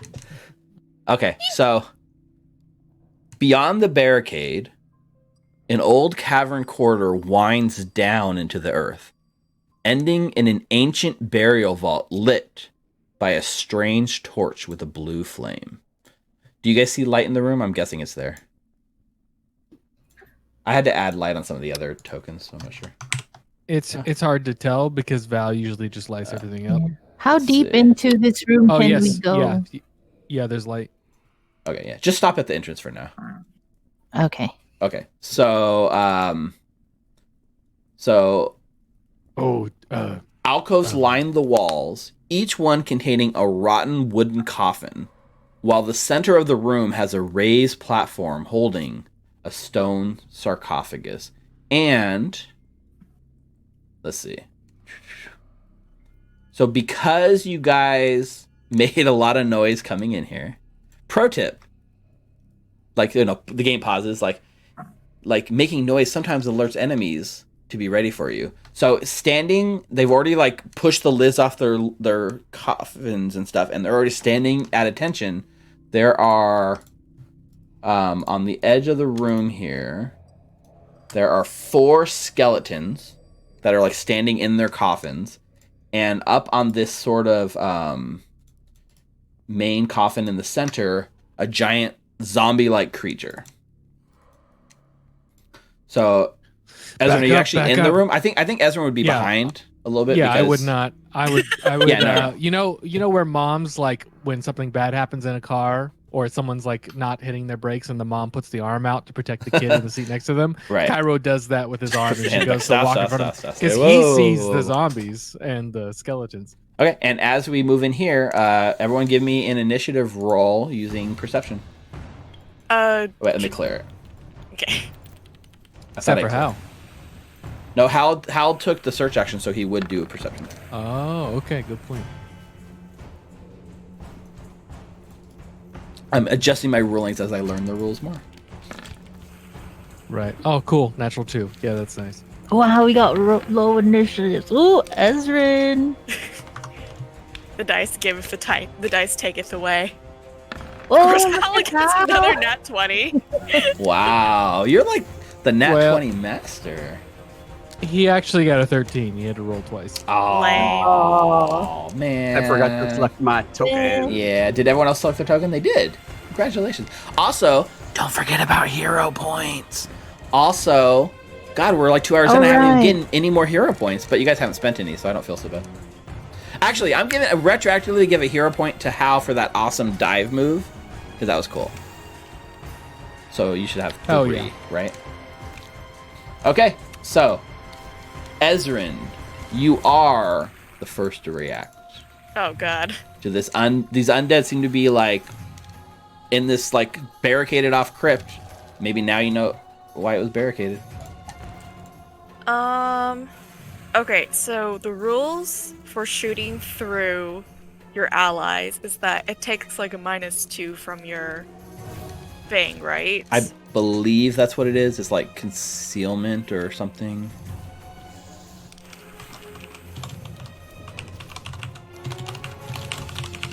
Actually, it's probably in... I was like Googling it, but it's probably in these rules, right? So like combat... Is there a section on combat actions? Sidebars, combat guide, no, basic actions.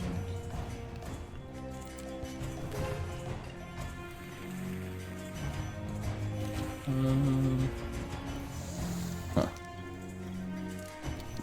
I'm just gonna say yes for now. I'm pretty sure that's how it works, though. All right. I am going to hit this guy zombie thing over here. The guy standing in the coffin right in the center. Mhm. I'm Okay. gonna hit it with Ray of Frost. Go for it. 16. 16. Even shooting through your allies and over Cairo's head, because you're kind of raised a little bit, because you're on, you know, it's going down into this room and you're kind of behind them a little bit. And thanks to the fact that this giant, or this blue torch is like lighting up the room and putting this thing in full vision, you blast it with your Ray of Frost and it hits it. Neat. That's 8 cold damage. Nice. It is not a critical hit, unfortunately, but you hit it for No. 8 cold damage. And I'm gonna stride back. Okay. All right. And that's my turn. Halrusian. Let's go ahead and sneak up. Okay. Want me to roll stealth here? So you're not hidden right now, right? Because you were not moving silently in your exploration actions. Correct. So you would still need to start by... You're hidden enough from them that you can take the hide action as your first action. All right. I'll do that. 23. I just went to one second. I wanted to check. Okay. No, the zombie's not immune or like resistant to cold. So yeah. So you use your first action to like make yourself really quiet and hide. So now you're hidden. No problem. And what do you want to do from here? Sneak up. Okay. So you can move up to half your movement speeds. And make another stealth check to keep your hidden. Actually, at this point, yeah. Yep. Really sneaky. I'm not sure I want to go any further. Okay. You definitely So- see the zombie like lit up standing on the sarcophagus, right? Maybe ready an attack if they come within range. Okay. If my party decides to run. Okay. Do you not have like a range attack or something, like a dagger you could throw? Or you don't want to like blow your sneak? Ranged is dagger. No, I don't want to, because I'd have to go in and get it. Got it. Okay. Yep, so you're just holding an action in case it comes near you. Yeah. No problem. Actually, I realized like Hal and Valerie, you guys tied, so between the two of you, you could choose who goes first. So I don't know if it's better for Valerie to go first and not. But anyways, you guys can let me know if you want me to switch your order, because it's up. If the players tie, they choose who goes in what order. Oh, I thought it was like a dex thing still. No, and actually the interesting thing, if monsters tie heroes, the monsters always go first. Okay, so Valerie. Okay, so heading in, I was defending. Does that mean I have the race shield benefit right now? do. You did now, right? It's like race shield lasts until the start of your turn, so now that your turn comes, you'd have to do it again, right? Got it. Okay. If they like It was ambush just you or so if something, they you'd have went it ready. before you. Yeah. Okay. Got it. Got it. And Kyra's gonna say, Les, please don't just run to the room as you have done each time because there are so many enemies. Please just let's hold the doorway here. Thank you. Okay. I will. Wow, where'd that accent come from? Hang on.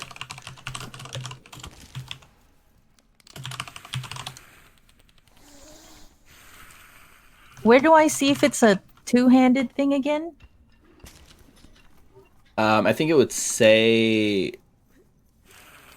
probably say like two-handed in the weapon like attributes. I don't actually know. I'm looking at it. I can't see. Because for my short bow, I mean, I'm assuming it's a two-handed thing. Oh, it definitely is. Yeah. Whew, should Yeah, I? you'd have to put out your shield. You could Yeah. also You could I you could assume- you'd have to drop your sword and your shield to the ground in order to like Yeah. just a reminder, you can ready an action just like in D&D. So you could just Oh. like ready an attack after putting up your shield so when someone comes up they can attack Okay. you. Got it. All right. So I will do that. I will raise my shield and I will ready an attack with my longsword the minute someone gets in range. Perfect. Okay. So you got your shield up, your sword ready, but you're staying put. Perfect. Yes. Are there any other one action things you can take? Probably not. Like there's like is there such a thing as like a dodge action? I guess. I don't know. That's an interesting thought process. Okay. Well, up first, or not first, but up first for the enemies is this zombie shambler. So you watch as it. Let's see, because it gives me sort of like strategy. So it says like this is how they do it. No, they're just they just kind of stumble forward. So the zombie has a stride of 25 feet, so it's not super fast. So it goes 5, 10. So it like lumbers forward, uses 20 feet of its movement to get right in front of you, which would trigger your opportunity attack that you readied. Yes. Yeah. Because you can do up to 3 actions on your turn, like 3 attacks. But you can only ready a single attack Right. action. Okay, so 15 hits. It's not a crit. So that's 6 slashing damage, right? Yes, sir. Let me see. So, like as you make the connect and as you slice through the zombie, there's like a pause, and it says some enemies have weaknesses to damage. These zombie shamblers have a weakness of slashing 5, and so take an extra 5 points of damage whenever nice. slashing connects. Ooh. Amazing. So you watch as this longsword cleaves even harder through this zombie than you would expect, and it actually does 11 points of slashing damage. It's just a flat 5 weakness. So what that means is anytime it takes damage from that type, it just adds 5 to it. It's not like double damage like D&D or anything like that. It's just a slashing 5 weakness. So that's cool. Unfortunately, it's still up. So Boo. it gets right into you, takes it, it's barely hanging on, and it like reaches out. Let's see. Okay, so it's gonna basically use its like fist attack. It's like reaching out and trying to grab at you, Valerie. So let's roll that attack. That's an So do I 8. Do I have to roll against them? or- No. It's just an attack action, and as its attack Oh, action, it's okay. like grabbing at you and trying to hit you. It's doing that very traditional zombie, like climbing on top of you. It's trying to get you in its grab as it like hits you, right? Unfortunately, it misses you with an 8. Okay, that was its second action, and since zombies are super slow, they only get 2 actions on their turn. Cairo. Ooh, interesting. That's cool. Yeah, so zombies are one of these creature types that only have 2 actions a turn instead of 3 because they're, shambling zombies. Which is an interesting Alright. way to kind of model that sort of creature, right? Like, you don't have to necessarily give them a slower... Because I was like, whoa, they have a 25 movement speed. That's pretty fast for a zombie, but it's balanced by the fact it only has 2 actions, right? Okay.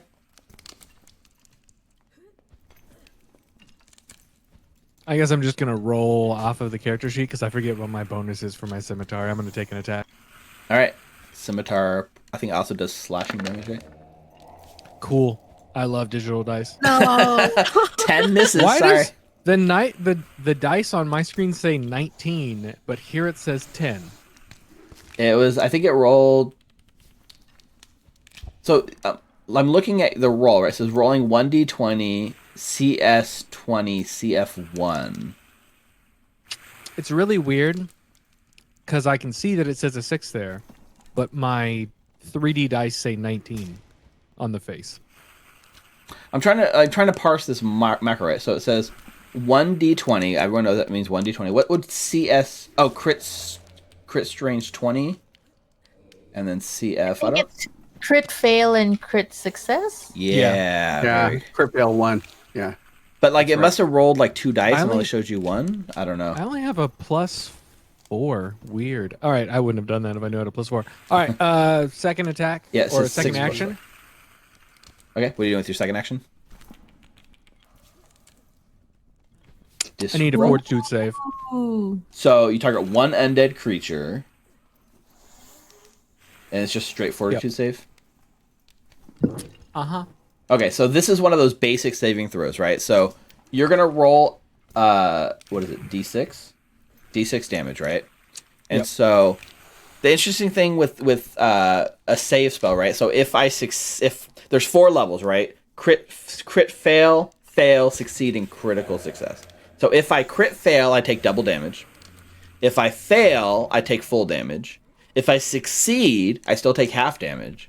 And if I critically succeed, I take no damage. So I need a fortitude saving throw from this guy. He gets a 21, which is a success, but because your DC Still is takes 17, it's not a critical success.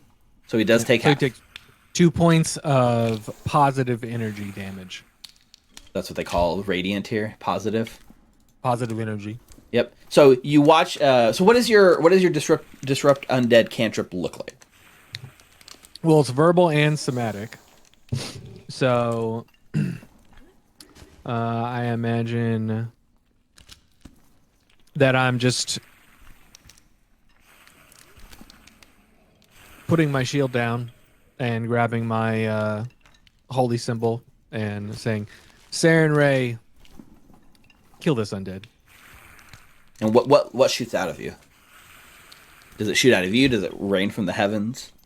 The holy symbol that I'm wearing around my neck starts to glow, and to everyone else it just has this like positive calming feeling, but to that undead right there it's painful. And you said it was 2 points of positive energy? Yeah, but it was 4 total, but you saved, so it would be 2. So 4. So here it's 4, and then it hits it, right? And it makes a save. So it says sometimes creatures can save for half damage. And then you hit OK, and then it moves 1 frame and it stops and says, undead are traditionally weak to positive damage. So the 4, it's weak to, it has a 5 weakness to positive energy. So the 4 damage becomes a 9, and then it halves back to 4. Okay, And interesting. you kill the undead. You kill the zombie.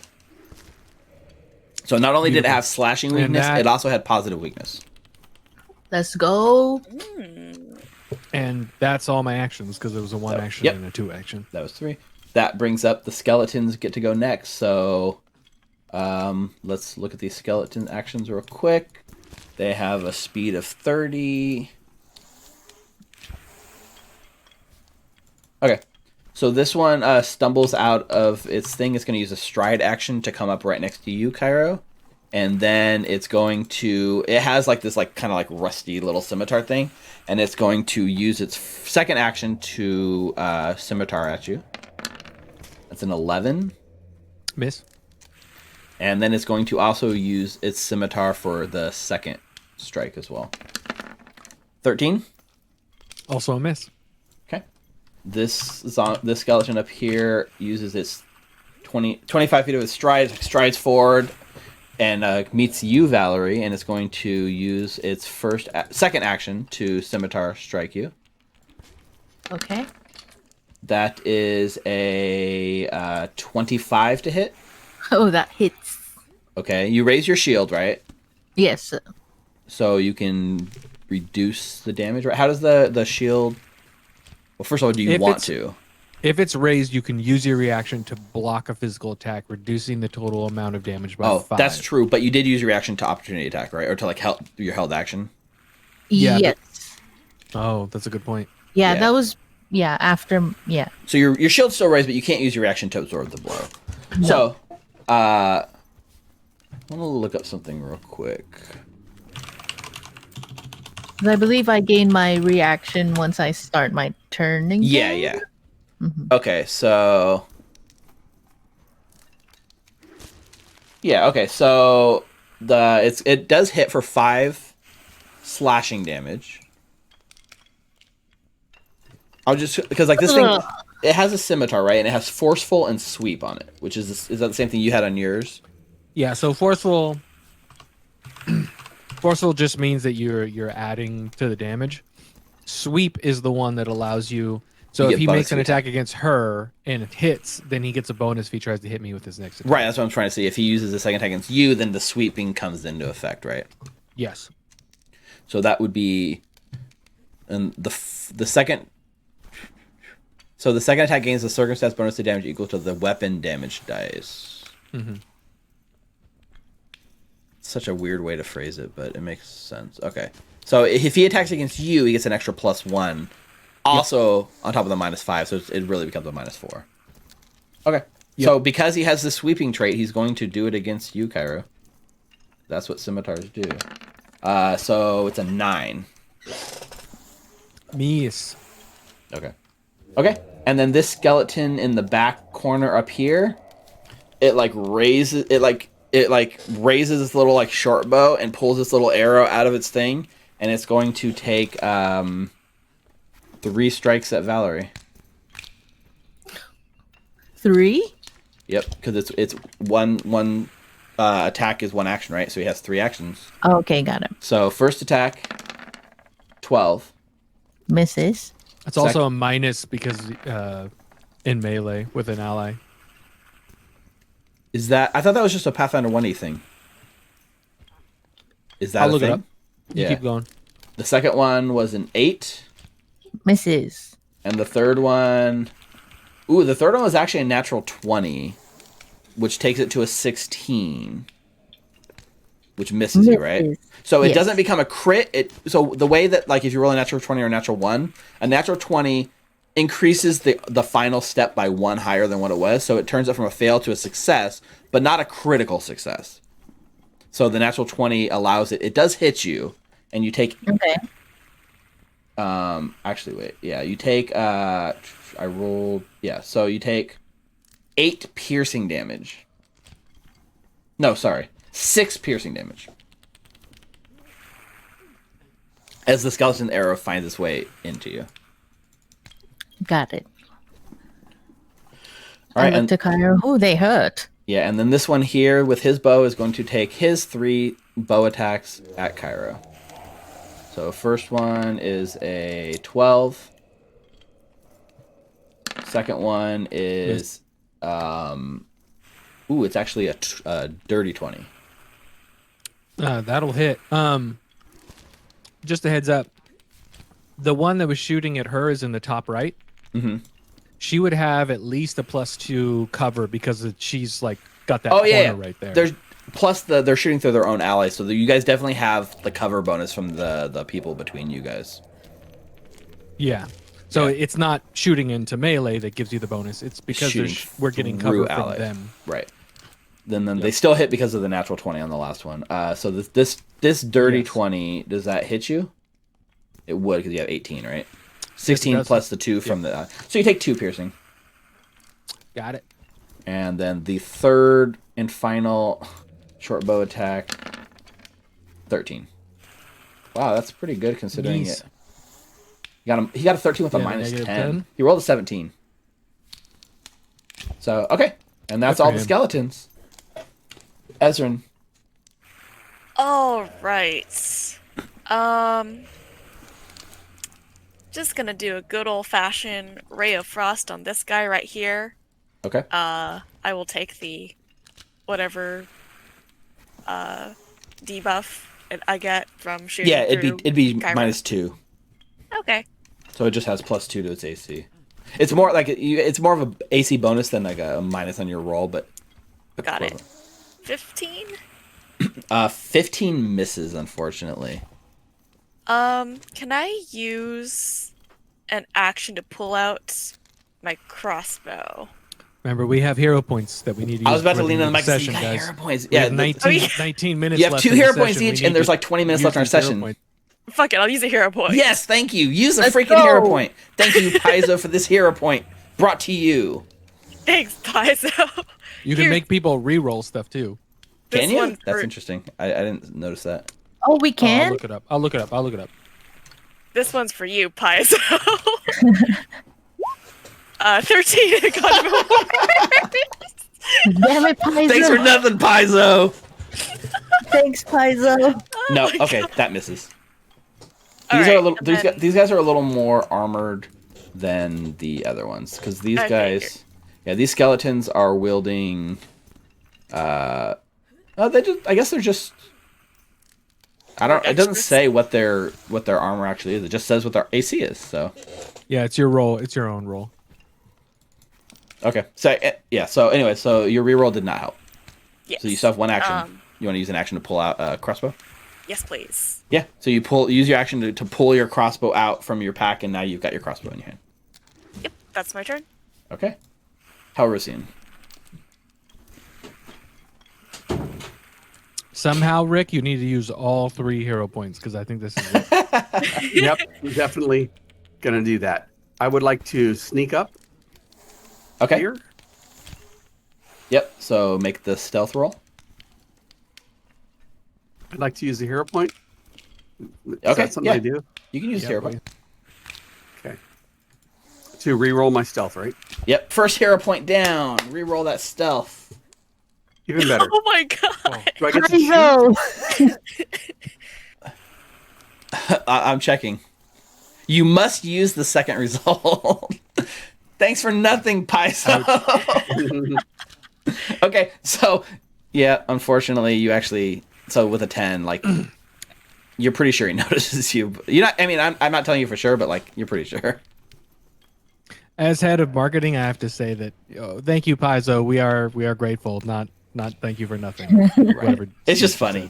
Yeah. Both rerolls have been lower. So that's still one action. We'll take- So you still have 2 actions. Don't I get an attack when I sneak? Not as part of the. Are you sure? I think it was as part of the sneak you get to make an attack. I think it was as part of the sneak you get to stride. But if I'm wrong, I would be happy to be wrong.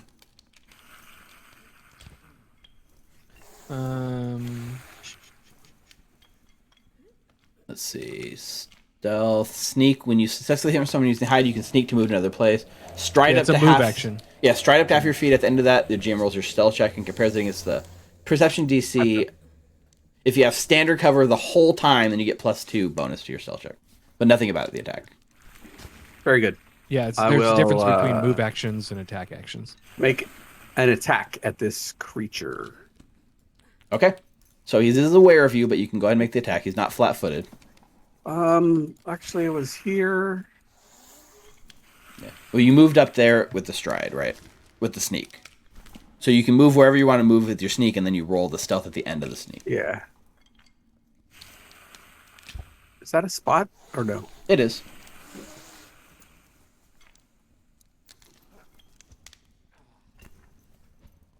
Okay. Which puts you flanking with Valerie. Yeah. So now this thing is flat-footed against you. Okay. I will take an attack at it Go ahead. with my short sword +1.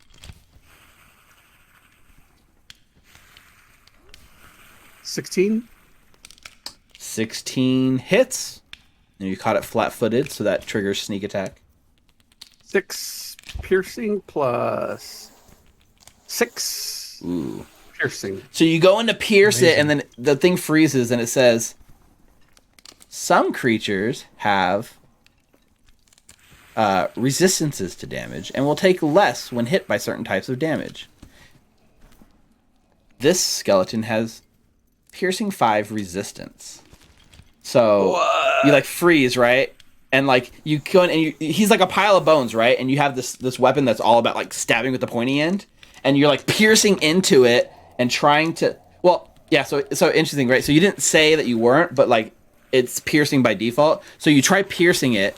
It's resistant 5, so it takes 5 less damage than it would have because it's piercing. So you did 12, right? Mm-hmm. So it takes 5 less, so it still takes 8, which completely destroys it. It's dead. 7. All good. Yes, 7. But an interesting note: this is where versatile weapons come in. So your short sword is a versatile with an S trait, right? So you can declare that you're using slashing damage instead of piercing when you make an attack if you'd like to do a different type of damage. Wow. I will move away. Straight away. 1, 2, 3. There we go. Go in, kill, pop out. Very cool. All right, Valerie. I will wipe the blood off of my mouth and I will take a strike towards this zombie right in front of me with my longsword. Skeletoness, actually. But who's... Skeletoness. Hero point? I'll spend a hero point to reroll that. Perfect. These are what these skeletons kind of look like. Yeah. There we Thank go. Paizo. Thanks, Paizo. Okay, 19 hits. So yeah, For 12. so this you are also using a versatile weapon. So because we just called this out, are you using piercing damage or slashing damage? What was it? Piercing. No, you don't Oh, want slashing. piercing because it's resistant to He was piercing. resistant It'll to take Never less mind. damage. I shall do slashing. Okay, so you do the slashing damage, and you bring the slashing end of your sword through. That's your normal motion with a long sword, and you deal slashing damage. And right before it hits, it pauses and it says, "Sometimes enemies are resistant to different types of damage. This skeleton has slashing 5 resistance." So it's like the same pop up as Damn it. before. So you hit through it, so it actually takes 5 less damage from your attack, which takes it down to 7, which is same as Hal, enough to kill it. Enough to kill it. Even though it was resistant Yeah, to like your Cairo- damage, you just brute forced it. Cairo notices that she's gonna like stab into it. Like, oh no, I just saw Hal not do as much damage as he thought, so probably want to slash it. And then it just does the same thing I was either. a little preoccupied reading up on my actions. Right. So that was one action. You still have 2 Yes. actions. Yes, for my second action, I would like to spend 2 actions to do a sudden charge. Ooh, what does that do? Ooh. Towards this one right here. Oh, so you move twice your speed, Wow. and then can actually make a melee strike against one of the enemies. That is Yes. really cool. My thing is, though, That's do I amazing. have a penalty for this one, or You do have it's so you would I do it do. as the number 2 attack for your It'd turn. be your second all attack. right? But that is really awesome. That's fine. Yeah. That is cool.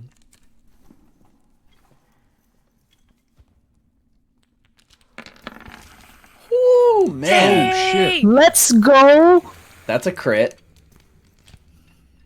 So, slashing. So 18 points of slashing Aw. damage. You slash into it and it pauses. Did you know that enemies are, and you're like mashing the skip tutorial button. So it's resistant, but you, How dare you make me bleed? You're not Jeez, even that's alive. 13. yeah, still Holy 13 damage crap. even through the resistance. And like completely, this thing just crumbles back into a pile of bones right back into the coffin it crawled out of.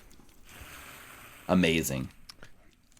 What is the gift that she has from the water thing again? If she I gets can hit, turn a crit into a normal attack. yes. Okay. Okay, so that Making was, sure it hasn't applied yet.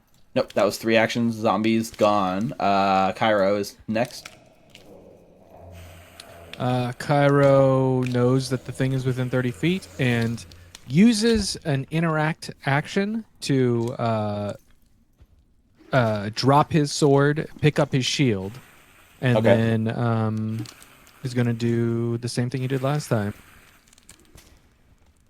Disrupt undead against this fellow down All here. right, fortitude saving throw. He gets an 18, which is a success, but not Which a critical success. saves. So still half damage. That's 6 points of positive energy. Okay. Oh, interesting.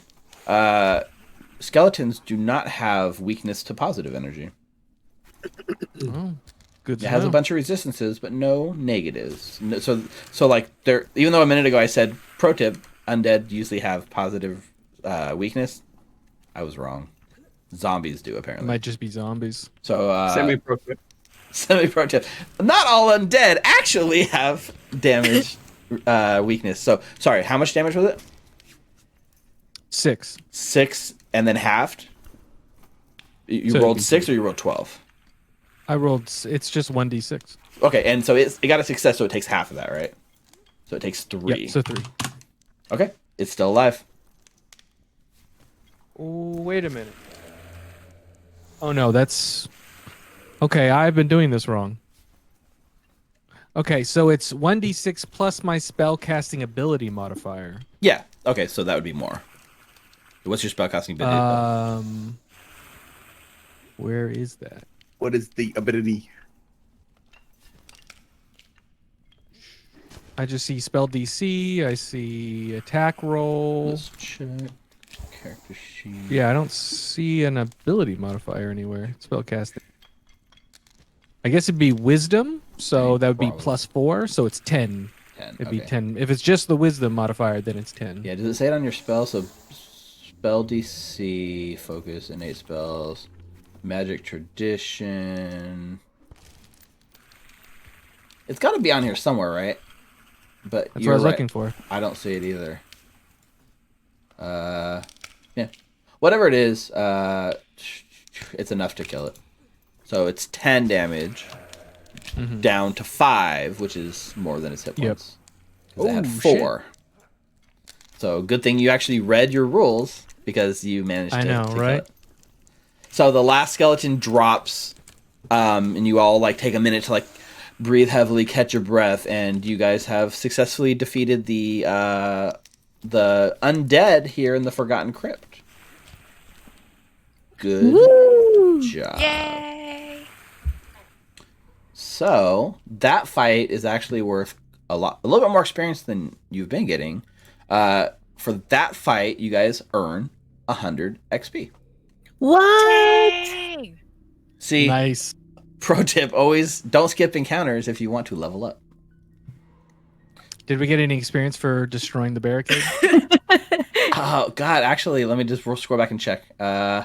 You Yeah, I did think 10 that's an experience. Dang! Yeah. Yes. No, wait, sorry. If the heroes quietly take apart the barricade, give them 10 experience. Sorry. Lame. Sorry. Boo. I'd like to use a hero point to make the DM give me experience. That's interesting. That's the first time I've seen where you only get experience for getting through something a certain way. Because like the traps, whether you trigger the trap or disarm the trap, you still get the experience either way. But on that, it specifically calls out that they want you to like try to be sneaky, I guess. Yeah, so as you Let's guys check kind of, these. yeah, there's the main thing you see right on top of the sarcophagus right in the middle of the room is that torch that's glowing with the blue light. You put out a detect magic, and there's definitely magical stuff here in this room.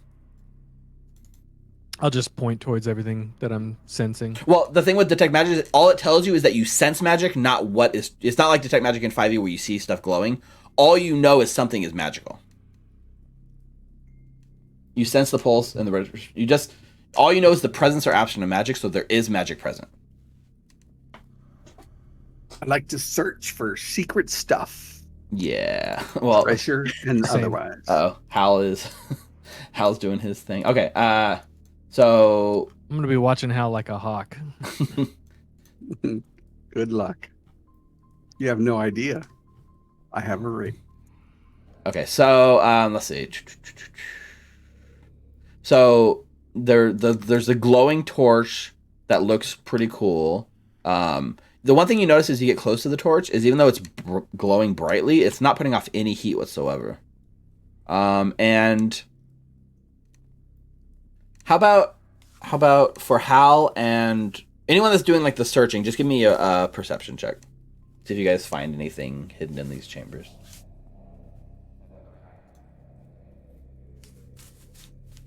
Like to use a hero point?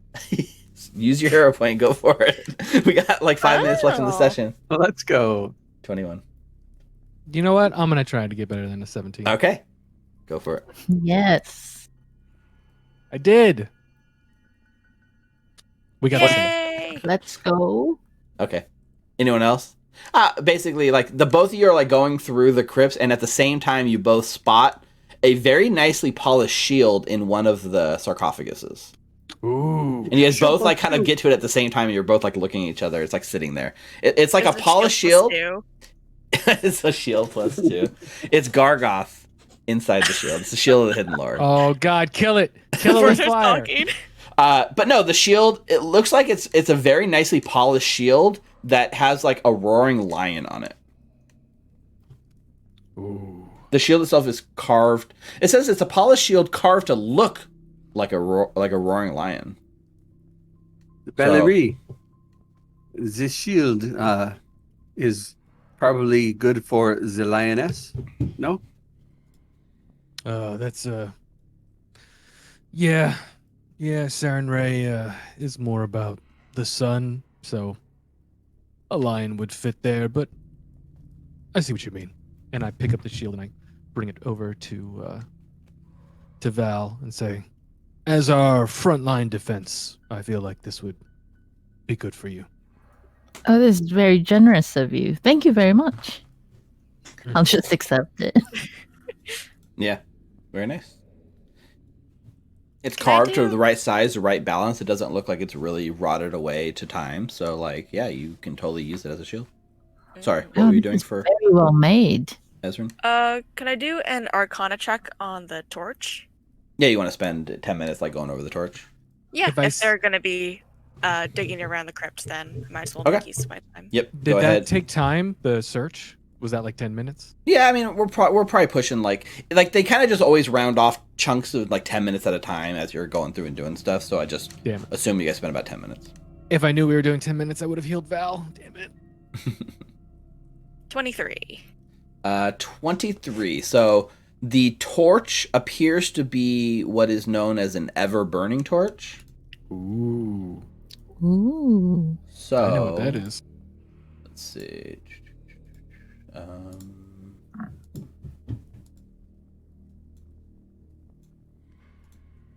There you go. This torch sheds light constantly, requiring no oxygen and generating no heat. The flame can be covered or hidden, but can't be smothered or quenched. So it's basically a torch that'll never burn out. But you can put it in your bag and it won't light your bag on fire. Yep, it doesn't put off any, and it also, it's worth 160 gold. Ezra's gonna take the torch. I'll take my torch back. It's Ezra will give pretty Cairo close the to- torch. It's like a nub almost. It's like really close to burning out. He throws it into the sarcophagi. Roll for initiative. Yeah, the sarcophagus animates. So here's the interesting thing about detect magic. I can choose to ignore magic I'm fully aware of. So I'd like Right. to do another pulse. Yep. To see if there's anything else than the two things we found. Yeah, so so you're basically excluding any magical items you know of, right?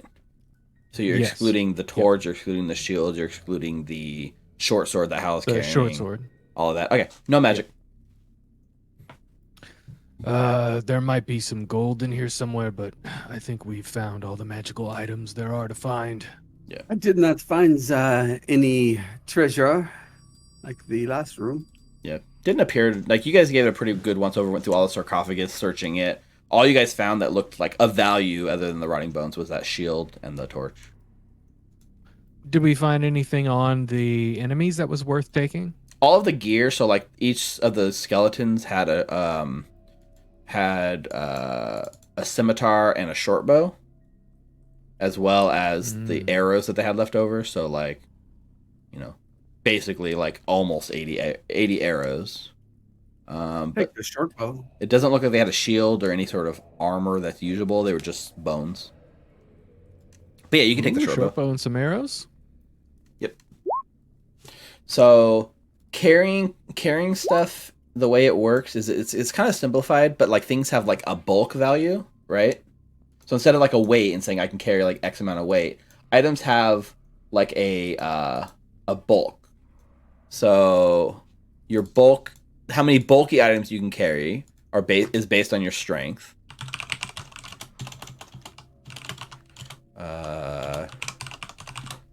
So let's see. Short bow has a bulk of 1, so that would be like another bulky item that you'd be carrying around. Hal. Arrows, I believe, are not considered bulky, so it's like, well, what does bulk L mean? I don't know. I don't know, but you know what? I'll look up the answer this week and find out next time. So yeah, so you can take the short bow, you can take a bunch of the arrows. That's no problem. You know, the scimitars are functional if you guys want to take them and try to offload them. But again, scimitars are bulky, so they will weigh you down if you try to carry them. I already have mine. And I'm actually going to sheath my scimitar, just realizing how much I haven't hit with it, and just rely on my magic from here on out. So it says bulk determines how much they can carry. So you can carry up to 5 bulk plus your strength modifier. So if your strength modifier is like +1, you can carry 6 bulky items before you're encumbered. So just keep that in mind. I don't know what you guys are actually carrying now, or if it. I don't think it's going to come into play too much. But if you start picking up like every weapon you come across and all the armor, you're going to get loaded up pretty fast. Yep. Yeah, the only bulk I'm carrying is the short sword with the emerald on it. What about, does armor count as bulk? According to the character sheet, it does not. Interesting. Maybe if you're wearing it, it doesn't. Yeah. Your scimitar you're carrying, not, like, right? carrying Your scimitar would have it. Yeah, I guess if you're holding your shield. Well, yeah. Then the character sheets are wrong. That's weird. Yeah, I don't know what it means. Maybe it's like stuff you're actively carrying doesn't count, or maybe this like they don't track it in the beginner's box. Like a held item. Oh, probably they just don't track it. So I'll add a bulk to each of these items then. Yeah, I'm not really worried about them. So, anyways, it's gotta be real, Steve. Okay, here's your research assignment. Figure out how bulk actually works and if these things should count against our bulk score, and then yeah, we'll figure out from there. Okay, so I think just to do like this last thing, right? Like, do you want to take 10 minutes now to do the healing on Valerie? That would put Valerie into like the last 10 minutes of the special ability. I looked it up, unfortunately, and she can't receive any more healing for another until an hour has passed. You're right. An hour has passed, and it hasn't passed for sure. You can use a healing spell, but that's about it, right? Okay. So perhaps we take a few minutes to recuperate and we move forward. The interesting thing about Pathfinder is there's no such thing as a short rest. Mm-hmm. There is. I was thinking more about an hour, just so that you can wait the hour out to do the healing and stuff. I mean, that's totally possible, right? Like, so long as you're just sitting here doing nothing for an hour, then there's no super pressing time concerns that I can think of, right? The worry would be like some wandering creature might come through here and see you, but you guys are off to the side pretty well, so if you guys want to wait an hour, run out the clock, you could. The other thing is you're not that far from the entrance. You guys could always go back to town and do like a long rest, although the module doesn't assume you take one here. There's nothing that prevents you from doing it, right?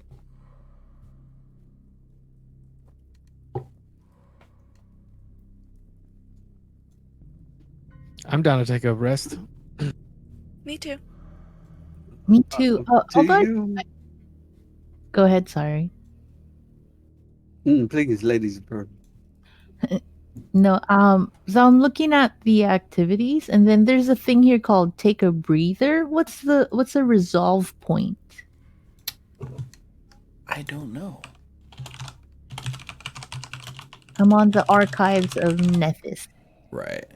So that might not be Pathfinder 2e.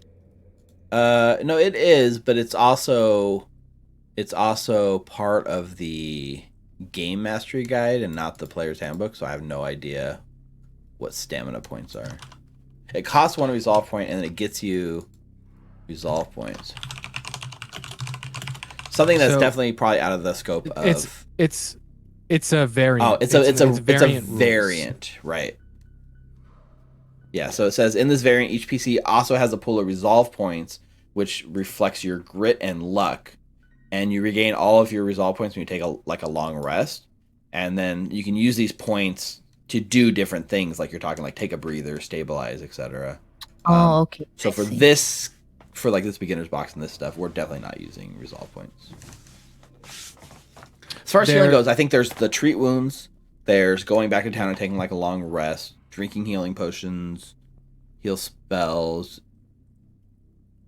I guess that's it. Is there any other way you heal that you know of, Jordan? No, that's it. But I mean, in an hour, I can heal myself and Valerie again. Right. Like that's the thing, right? Given that you could just like heal every person once an hour, so with enough time, you're basically going to get up to full, right? Mm-hmm. Yeah, if we just wait an hour, I can heal us both up. Yeah, I'm down. If I don't screw it up. Oh, I looked at my plus the medicine. I Mhm. cannot, unless I roll a natural 1, I can't critically fail. So if you roll a natural 1, then it would be a critical fail, right? yep, that's the only way because That's my the only way. modifier is a +7. Right. So there's no way you can roll a 5, but if you fail and get a critical 1, it lowers it 1 step, which takes it to a critical fail. Yep. Interesting. Mhm. So pretty low chance to actually. Can you imagine, like, let's just take a moment and heal, and you actually kill one of your allies? That would be the best. Yeah. The That'd best. be rough. Okay. Oh, the best? Man, yeah. This is from the same man who tricked his father twice. And piled all 3 of you into that little hallway before I dropped the rocks on your head. True. Yes. True. Yep. True. All true. Because dick. because stepping on that first plate would have made the first trap go off. But Oh, no. That's not how it Hey. works. The trap was only triggered on the last plate. Oh, really? The last plate triggers That's pretty all 3 cool, rocks. actually. Yeah. Yeah. That's how it's Sorry, spelled out. Valerie. You are now walking through hallways alone. Okay, she got a shield. She has a brand new shield. Yeah. Yeah, that's amazing. Oh, is that shield special? If we're gonna take the time to rest, we should do an Arcana check Yeah. on that I shield. say, Give me an Valerie, give me the an lioness. What? Do you want to do the Arcana check on the shield? 8. Hal was calling her the lionette. The lionette, yeah. How is it because of my hair? We With an 18, you pour over this shield, and while finely made, you do not feel it has any arcane properties. It's definitely worth a pretty penny, though, just based on its craftsmanship. Looks nice. Yeah, and in this case, Definitely looks better than the one I'm wielding at the moment. you can mark it down as a shield that if you were to try to sell it later, it's worth 5 gold. Ooh. Nice. How much does a normal shield cost? 5 gold. Is that what it says? No, I don't know. Rick's being funny. That was. I funny. know, right? But like 5 gold sounds cheap for a shield, Yeah, because of where we come from. right? But like, I guess you can sell it for 5 gold. It's not even like a 5 gold shield. You could sell it to someone for 5 gold. So at any point, you could trade that shield for 5 gold. Let's see. There is a All right, are we- equipment list. Are we taking a break in here, or what are we doing? I think we should take a few minutes. When I jump up and sit next to the coffin I'm standing next to. Okay. Nice. Then as soon as we hit the next hour, I will heal myself and then Valerie.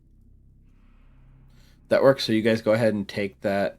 Well, somebody give me a d20 roll.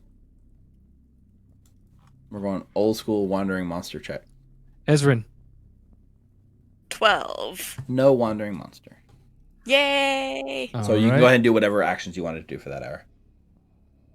So that's a 23 So that's the success. on that first check. That's a D8, isn't it? I think it was. A Yeah. D8? Yeah, it's a D8. It feels weird to just be like, all right, our healing is just get this healer's kit and just infinitely like heal everyone, but like that seems to be how the game's set up, right? Yeah, because I'm trained. I mean, it's because of my training. Like, that's the whole point. If someone else were to do this and not have the bonus that I have, they could hurt somebody. Right, and you couldn't even do it unless you were trained in medicine, right? Yeah, it's trained medicine action only. But that makes it like So that's a super regular important. success 2D. It's 10 points of healing for me. All right, here we go for that. Unfortunately, Valerie, this does mean you lose your power up. Another 23. That's okay. It seems like it's a cool little bonus, but it doesn't seem like it comes in super That's important, right? 10 points of healing Ooh, for that. thank you.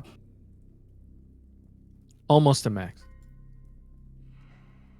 I have a scratch left. Just a little tiny scratch. Well, I feel better. Should we go through the trapped hallway and kill the boss, whatever the boss is? I gotta say, interesting. Like, so, just while we're wrapping this up, right, and we're about to close out our session. We just got a donation to our Extra Life campaign from Drow Sword in our chat. So we did an Extra Life campaign day like last month or so, and I still have the campaign open because the year hasn't closed out yet. Drow Sword just donated $105 to our Extra Life campaign. It says, Wow. Holy crap! What? Thanks, Drow Sword. Is that? Thank you so much. That's amazing. That's crazy. So we've raised we're close to like $1,000 now in our Extra Life campaign, I think. Damn. So cool. Gonna have to do a new one soon. Well, it's about to roll over at the end of the year, right? And we're definitely gonna do. Oh, this is Kalinga from YouTube. This is the YouTube guy that was, following us and was interested in getting the DM prep. Amazing. Amazing. It's good to have you. Thank you so much. You should put your ats and stuff in there so we can reciprocate. Yeah, definitely. Like, hit us up and let us know, like, Twitter and stuff. This is actually part 2, so this isn't a continuation of part 1 and 2. This is the part 2. So we did part 1 last week. We're doing part 2 tonight, and we will do part 3. We'll talk about segueing into our sign off. We're gonna do part 3 next Wednesday night, same time. So at 7 o'clock p.m. Pacific time next Wednesday will be our part 3 of our Menace under Otari session. And honestly, if I want to be super honest with you guys, like, I thought we would have got a lot farther tonight than we did. Because we backtracked. Yeah. Well, we backtracked, but we did the kobold fight. We did the traps on your head. We got some items from the little like cage, and we fought the undead. That doesn't feel like a lot for 3 hours, but I guess it is. It was all that damn diplomacy. Instead of trying to kill everything, we were talking too much. You just wanted to kill the kobolds for the fish. They ate my fish, damn it. Oh yeah, so yeah, the VOD thing, something happened in our Twitch stream and it like cut out the recording for some reason. Like it went like there was a part where it dropped out and it like broke our stream up into 3 parts, and I had to stitch them back together, and we lost a little bit of content during some of the fights.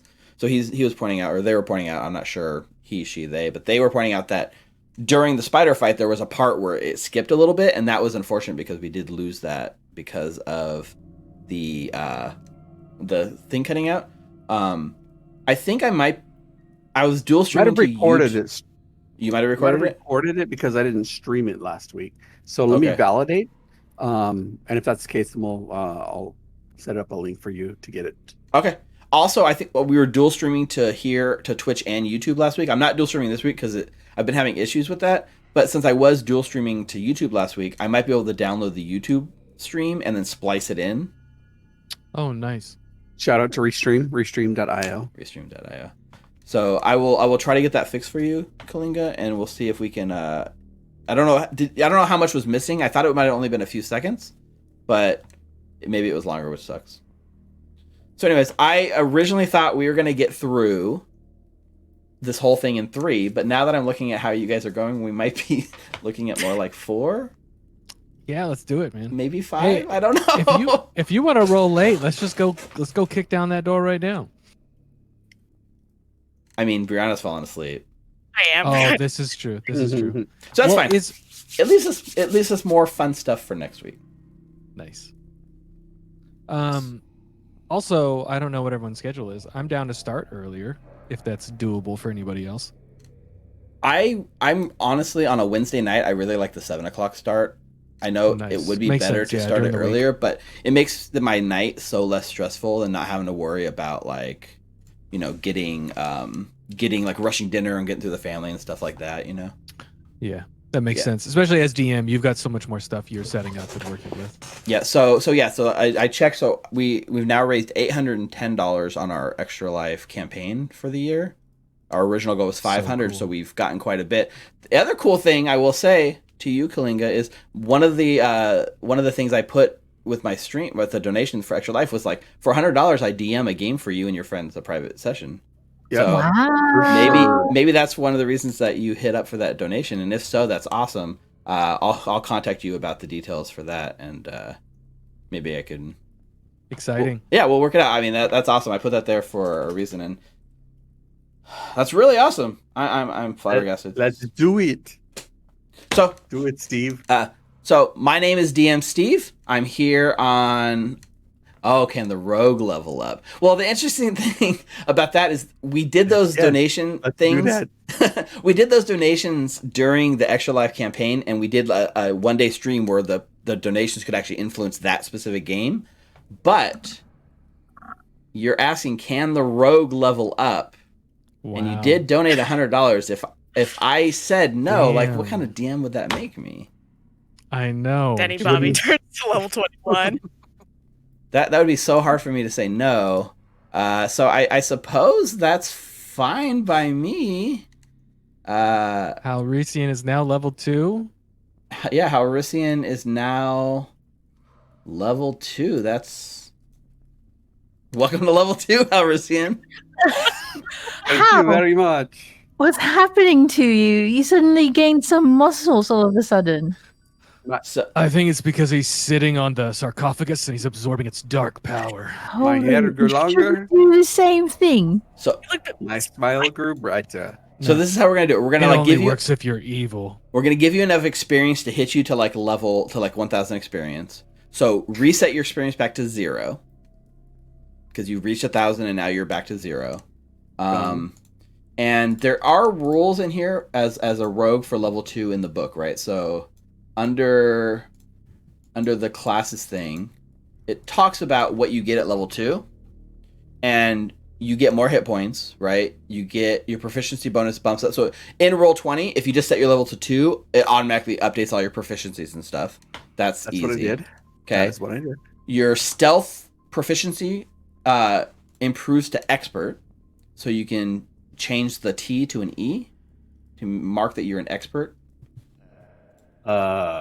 You hit the Range. cog next to Expert. the skill, yeah, And bring it up. Very good. and then you change Got the it. rank. So now it should say right stealth. He says he's 6. Yep. So wait, 10. let me see. I see. Mod 4, expert 6. My total is 10 from Okay. 7. Maybe it just didn't because you changed on your end. It might not update And then- on mine. And then quiet allies. Holy crap! I still see it says stealth T4. Oh, I did thievery. Oh, you did thievery. It says stealth improves to E. Yeah, it's stealth, not thievery. Right. And then it says I'm not trying quiet. to steal from my friends. It says quiet allies, which basically says like Yeah. you can help the whole group avoid being noticed. So like when you're trying to do stealth as a group, right? In 5th edition, you've all seen it like, all right, let's do a stealth. Everyone roll stealth to move through the room, and then inevitably somebody fails the roll, right? So quiet allies means instead of each hero rolling separately, you take the worst person at sneaking, and that one roll works for the whole group. So that'd be in the level 2 box under your class section sheet. And then the last thing, it says choose one of the following rogue feats. So this is how Pathfinder works. When you level up, there are feats that you drop into your character sheet. So in this case, there are 3 feats and you get to choose one of these 3 that you're going to add to your character. So, I can copy paste them so everyone can see them. But basically, mobility, quick draw, and unbalancing blow are your 3 choices. So quick draw, it goes back to that whole thing, like you can draw and attack with the same action, right? So like Ezrin, you drew your crossbow, but you couldn't attack, right? Mm-hmm. But if you had quick draw, you could cantrip and then draw your crossbow and attack, right? It's kind of funny. Yeah. And how Rizian could just pull his short bow, even though he doesn't have it held, and just shoot it immediately. Shoot it and draw. Or, pull a dagger, and every time you pull a dagger and throw, it's not like an action to pull a dagger and an action to throw. It's like pull a dagger and throw in one action. And then mobility. Yep. Lets it's you pretty much move. The same as mobility. Right, yeah. Mobility means you don't have to take the 5-foot step. You can just move half your speed. You can stride half your speed and not trigger stuff. Mm-hmm. Or unbalancing blow, if you get if you crit someone, then they're flat-footed against you until the end of your next turn, which is cool. So you get a whole another round of it. I would probably take mobility. Yeah. So go ahead and gives add you that. a lot of movement. Okay. So that would go under feats. I'm in feats. Yeah. And then you just add it under class ability and feats. You just hit the plus button, and then you would put the name and then the description. Yep. And so in spoiler alert, in the course of this sort of adventure, you will all level up before it's over. Hal just gets a little bit of an earlier roll, but now that means if you're level 2, cool. 2 things happens. One, I might have to rebalance the future encounters to make it harder. Well, no, you're fine. Don't worry about it, bro. And 2, when it says like everyone gets experience, right? You're gonna get less experience than everyone else because you're higher level. So in 5th edition, when you kill something, it's worth a certain amount of experience, right? So if I kill a skeleton and I'm level 1, I get 10 experience. If I kill a skeleton and I'm level 10, I still get 10 experience. But in Pathfinder, you get experience based on your level relative to the enemy level you defeated. So if you're level 2, things give you less experience. So is that going to create an imbalance where he won't level up in the second adventure? It would eventually level out, right? He would always be ahead of you. He's never going to fall behind. Because at some point you will get to level 2 and he will already have experience ahead of you. You know what I mean? Yeah. But my concern is from there, would we hit level 3 and... No. I'm just worried over time would he eventually not? Because we would, because he's getting less. It wouldn't only until you hit level 2. Right. And then we would get the same. Yeah. And then but I would still be ahead slightly, based on whatever that. So this will give me a chance to dig into the math and how all that works. So when I get to the end of the thing and I say like everyone gets 40 experience, and I'll be like, how you get 30 or something, right? I'll figure out how the math works. Yep. Wow. All right. Well, did you already update your token? I can't see your health because you're sitting on the sarcophagus. Oh, you're tied with Valerie. Dang. Yeah, he's so buff now, bro. Now, I don't know. Now you trigger all the rocks. Just the evil in that sarcophagus. Yeah. Dang. Oh my goodness. If I knew that I could have just sat on a sarcophagus. No, you're not. It's because you're not evil. You have to be as evil as the thing you're interacting with. Nice. It's fascinating because I had to work for this body, and he just had to sit on a sarcophagus. Yeah. But it's very impressive yeah. Some people just get lucky. People donate and choose their favorite character. So he's asking if you conquered any ledges. We kind of fast forwarded through them to conquering a ledge.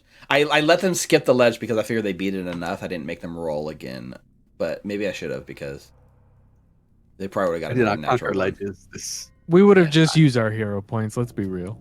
Yes, for sure. I have one more. Anyways, I've had a lot of fun tonight. Thank you to Drowsword, aka Kalinga. Like, the donation was amazing. Thanks to all of my players. I am DM Steve. You can find me on Twitter at Steve the DM. You can find me here on Twitch. Do the follow below to get notified when we go live. We're doing this campaign on Wednesdays, and I have a D&D 5e Beyond Avernus campaign going on Sundays, along with most of this cast. And follow me on YouTube. And there I am also DM Steve. Do you guys want to, like, everyone go around and say good night? Night, Yeah, everyone. Good night. Thank you, Drowsword. Hal Reesian, I think you should promote your Friday game because you Yeah. stream a lot Yeah, too. promote, like, tell them how to follow you on Twitter. Tell them other streams, you know? Absolutely. So I'm at Hallowed on Twitter or the Hallowed Hunt on both on YouTube or Hallowed ND, Hallowed D&D. I typically DM games on Tuesdays for a group. I'm DMing and or playing on Friday nights between, I think it was, we went from 7 till 1:30 last Friday night. And then I'm in Steve's game on Sunday nights, Beyond Avernus, from what is it, 6 to 10 something. Mm-hmm. And then now on Pathfinder on Wednesdays. Appreciate any follows. And thanks, Stressword. Appreciate it. Yeah. And I don't stream at all, but I play in everybody's games, including on Friday, and I will be DMing on Christmas Day. Ooh. If anyone wants to get away from some family, or maybe you're tired of, being stuck in the house with everything that's going on and you want to watch something Friday night, I am doing session 0 of Delta Green. And that will be with our Friday group. So that'll be 7 to whenever we get done. Because sometimes we go into Saturday. Yeah. You've been talking about that Delta Green game for a while, so that's cool. It's finally happening. Yep. It's going to be fun. We're going to make all of our agents. Brianna and Nina, anything you guys want to promote? Can I promote when it's available? Go get your COVID vaccine, please. Yes, please. There we go. Yes, please wear a mask. Oh yes, also that. Please wear a mask. Yeah. Very Observe cool. social distancing. Please follow CDC guidelines. And that's what we're doing here by playing online. I haven't seen any of you guys all year. I miss you guys. Soon TM. Hopefully. Soon TM. So, good night. See you guys next time here on Menace under Otari. Take it easy. Bye.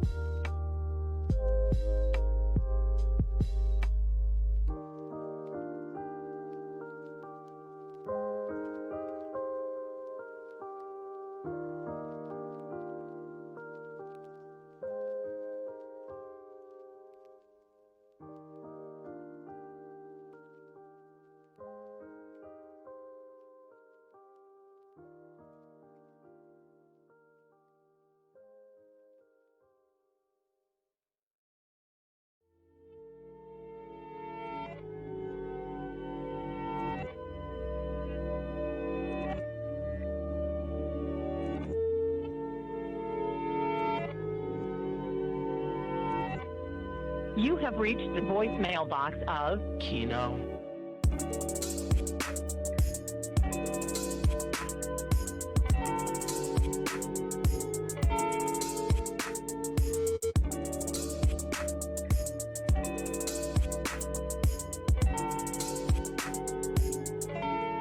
Just wait for the tone.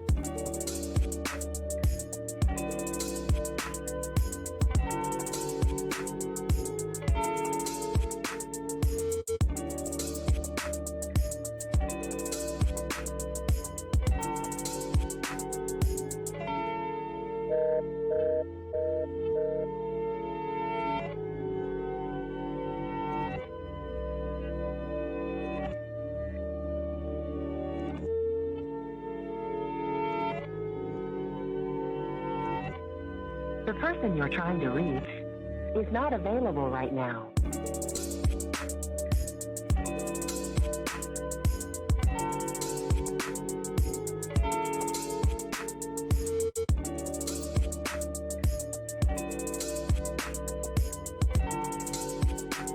If you need further assistance, enter pound now.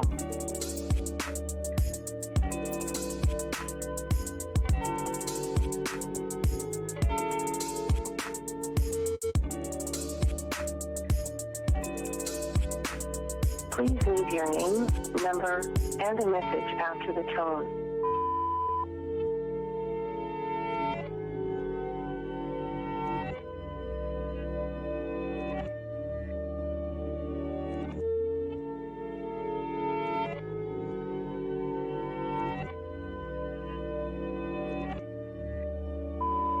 Goodbye.